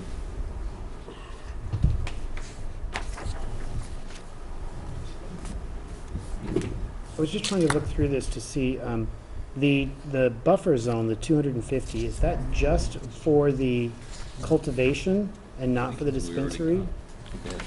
No, I actually kind of, that's something I figured that I really had to change. On one side of the crack or the other. as far as Didn't it's separate cultivation and manufacture anymore from the dispensary. Because It works in the same office. it's the hard old to one. do it because the state defines the dispensary as including all those things, so you can't really separate them out very easily. Oh, I thought we were, yeah. We were Yeah. talking about doing that, and then it just turned out to be, really Okay. hard to do it without, like, hacking up the state's definition, which I didn't really want to do. Okay, okay. So, Because I was thinking then we might also want to show a buffer zone around the, the business districts if we're having a dispensary, but if we're not having a dispensary in those districts, it doesn't matter. yeah, this goes back to just the commercial. Okay. So that's another change. That's fine. Okay, okay. So that brings us to draft goals for fiscal year 14. You want to talk to Oh, those? did I not print those out? Okay. The draft goals for 2014 are continuing to work with other departments and work with the planning board to get the best possible development produced that we can in town that meets the subdivision rules and regulations and zoning and other town bylaws. Some of the ways that I was going to, that I suggested that we do that are improving relationships with other boards and departments, which is kind of an ongoing process. I coordinate something called the Development Review Team, which has the Building Department, the Conservation Commission, Health, DPW, and the Facilities Manager for the town, all part of it. Tricia comes in on those meetings once in a while to offer more direction, and that's another thing that would be ongoing. So those are not really big budget items. Let's see, sorry, I did not bring down my list of goals. I think we don't have the budget immediately due, so can we possibly move that to the next planning board Sure. meeting? Okay, thank you. Move that to, what is it, 22nd? Yeah. And in the meantime, if you all are thinking of anything that we particularly need, Richard mentioned some of the maps, like this little map that I put together doesn't, it doesn't even show the Rotary on it. That's Yeah. because we need to update. It had buildings on the train station site. Yeah, buildings on the train station site. Has the old Driftway Tennis Club there, it looks like. Yeah. Yeah, some of this, I think the underlying parcel layer, we have an updated layer, but the building layer, we've never been able to get updated. So I'm not sure how much success we would have because the IT department really controls that. But there are numerous things like this that we should be trying to do. So if you have any thoughts on, things you'd like to see us do, let me know. Well, it sure would be good to make the GIS site, more robust and user-friendly. The one that's That's on the available to the public website, yeah. online. Yeah, Yeah, that's like completely an IT function, yeah. for better or for worse, so. We could support it. We could suggest it. Yeah, well, yeah. I mean, it's possible that we could write a memo and just tell him how helpful this would be to the general public and if there's anything we can do to support him in getting some funds for it. Right. Speaking of that, weren't they going to be rolling out a brand new website very soon? They are, we're having meetings with the IT director and the people that are coming on to do the website right, in the next week or so. They're talking to our department and some other departments about what we want on there and. I think that process already started. Mm-hmm. Yeah, we haven't had, our planning hasn't had its meeting with them yet, but you're right. But that would be something good to mention. Yeah. So, okay. Okay. Next item, process to fill the vacancy in design review. Let me suggest that we pull out the letter in that we did before? And see, Sure, yep. let's pull that out and we'll resubmit that. And, you know, I saw this on the agenda. Who, Mike, oh, Mike? he was one of the original founders and we Right. reappointed him. Exactly. I would have no problem reappointing him, but I think he's looking to move on to Done. do something else. I mean, he's done a phenomenal job as far as I'm concerned. Mhm. I think there's at least two people that I know that would probably add value as design review. Both architects, one a prior member of the board. Hmm, Um, he'd be good. But I think we need to make sure that they, see if they're available. I'll contact them for that. If you figured out the letter, we can take a look at it and then we can figure out what we need to go from there. I think what we did before was we put a little notice in the paper. Yeah, Mhm. but let's look at it and see, because if it's changed or we want to change it before we put it back out there. Sure. Speaking of which, the Ford property is on the agenda for the design review. Is that next week? No, they went off the agenda because we had some discussion. They went off the internally agenda. What, that- I guess I'm the reason they're off the agenda. What happened was that we've looked at it, I think, 3 times that I'm aware of, and we really hadn't had a formal application. So, I mean, I didn't mind doing it once, but it ended up, we kind of got roped into doing it again. But what I'd like to do is not send it to design review until it has a chance to come to this board. This board would then refer it to design review. Oh, okay, all right. And at that point, then we get a formal application. Mhm, that My makes sense. understanding, it's what, the end of the month or maybe the first part of October, he's looking to, Yeah, I don't even try to yeah. figure him out. I think that was the Time the frame. general time. Well, I was going to go to that meeting, but I guess now I don't have to. Oh, good, okay, yeah, definitely not. Yeah, sorry about that. Yeah. Okay. So that brings us to accounting and minutes. The accountant's here.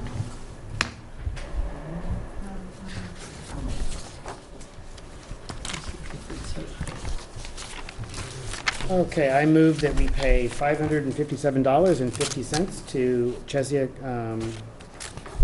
Chesia Consulting Service for the peer review for the 305 Countryway Flexible Open Space Definitive Plan for August 2013, and $729.88 to Bills and Thomas for construction observation services for Deer Common Flexible Open Space Subdivision. Have a second? Second. All those in favor? Aye. No minutes? No minutes. Liaison reports? Town planner report? Sure, we're really, not to make a bad pun, but we've been inundated with people asking about their flood zones. Oh, yeah.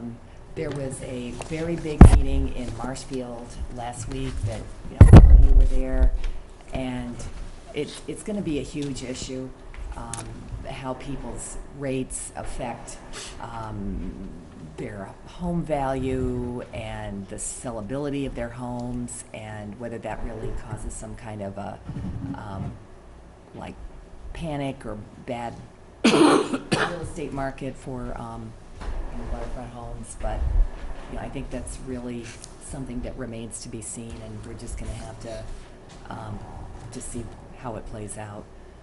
Because there's so many variables in these kinds of situations that I think it's really hard to predict exactly what's gonna happen. We have gotten, in connection with the changes in the flood maps, we've gotten a lot of applications for people to elevate. We have 15 that are in the office right now, which is about, 7 or 8 times what we usually have. We usually get 1 or 2, and right now we've got 15, and that's no surprise. The market study, the consultants came and met with the Economic Development Committee last night. Are you the liaison, Steve? Yeah. Yeah, okay. The I just meeting's didn't make it pretty last lively, pretty interesting. They have a lot of new members, and they're making some good progress on the market study, but they will be back to talk about that again in November. I think the first Wednesday in November they're going to be meeting. So that's, making some progress. The open space plan, there's a survey on the town website about what additional open space you think might be needed, what kind of recreation facilities you think might be needed. So if you're interested in either of those kinds of things, just take a look on the town website and just, take the survey. And,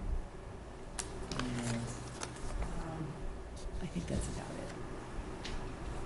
Yeah, one other thing, we received at least one reply for, Oh, yeah, for White Ash Country Way. Farm, for the 305 Country Way. Yeah, do you want to talk about that? sure. As you know, we put out a request for services, looking to have people come in and either a hydrologist or a soil expert to come back up and identify what the tributary was and look at the 25% fill on it. We received one reply. It was Hosley Witten for $6,500, I think was the original estimate. Yeah, and then they went down to And I 5,300. think when, in discussion, it came down to 50, some in the 5,000 range, 5,200 on it. But the applicant has, at least through their engineers, indicated they're not willing to pay for that. So, and I think we've kind of positioned ourselves that that's a requirement for us to come back up and confirm what the conventional subdivision is. Yeah, So Mexican standoff. I think that you're gonna have a discussion with Greg. Are you talking with Greg? Well, Greg was pretty clear that the applicant was just saying no. I think that it's very conceivable that if they came in with a definitive plan, that you could still ask for it, because it's really a zoning issue where that tributary is located, and you want it located right, so you can get the setback right. So I don't think it's really going to make any difference. I mean, Greg said, oh, he's going to come in with a 40B, and of course the town is trying to go through a process where we get this 2-year, vacation, and then, I heard, oh, that doesn't make any difference. He wants to come in and just do it regardless of when. That means his daughter's probably not gonna have that house if it's a 40B, huh? Well, who knows? But, who knows how many units he would try to put on there, or what he would try to do, but, so, I think there are really some open-ended questions there. But one of the other things that's possible is for him to come in with a definitive plan where the part of the land that's in those buffers just becomes part of somebody's lot. They still have to build on the other part, but they would then own that instead of having I mean, if they still own town own it, it. whether they own it, they don't own it, the distance requirement, the restrictions still exist. Right, so So you'd they still have to go find it. The non-disturbed still Yeah, exists. I mean, and all they've that. still gotta go find it, whether they put in a conventional, they put in a 40B, or whatever they put in. So you would have, well, the 40B, I think they wouldn't have to worry about the 150 foot, because that's only a local zoning. Oh, okay. So I think they could get around that. But I think that if they came in with a definitive plan, you'd still have the houses all kind of compressed together, because they'd only be on that small buildable portion that's Yeah. outside the 150. So, But depending on where the road lay, that could still be, a situation where you'd need to accurately locate the edge of the buffer. yeah, yeah. Are you saying that the 150-foot no disturb zone would not be recognized in a 40B proceeding? That wouldn't be, because that's local zoning, but the DEP regs about septic systems being, more than 200 feet and all those things would be. Right. So you'd still But there have to- wouldn't be a non-disturb zone? There wouldn't be the 150-foot non-disturbed zone. Right. Now, Is is that a zoning issue, or is that a state environmental protection issue? It's really a zoning issue, because other towns don't have that. It's really something that's unique to Scituate zoning. What about, there was the possibility that I think Greg had mentioned of someone from DEP coming out and marking that tributary, that he was willing to do that? Well, I mean, I think they're always very polite the way they respond, and they say something like, if time allows, I'd be happy to come to the site again. But then, time You know, doesn't allow. that's just a kind of They way of never saying did. that they really can't possibly do it, Mhm. so. Okay, no, I just wanted to make sure that that was completely off the table before we, Well, Greg's still talking like maybe it's still on the table, so I don't know, but, you know, the person hasn't materialized. okay. I mean, if that happens, then it happens. That's not a bad thing. Mm. But I think, I just want to update the board in terms of the fact that we did send out the reply. Or we did send out the request, we did receive a reply which appeared to be reasonable, given the short timeframes and what we're expecting to do. It's been unacceptable to the applicant. I suspect that changing courses midstream and going from a flexible open space to a 40B or even something else, the acceleration delay costs of doing that are going to approximate the $6,500. I don't think you're going to save anything. Well, or the replanning, Of course, yeah. you know, the redrawing of the plan by Morse or somebody who's Yeah. going to do it. But it's Way, still, way more expensive than I that. think we're just dealing with, you know, someone's got their knickers in a knot over. Well, I Or think, somebody I think doesn't want that's the answer. clearly the case, but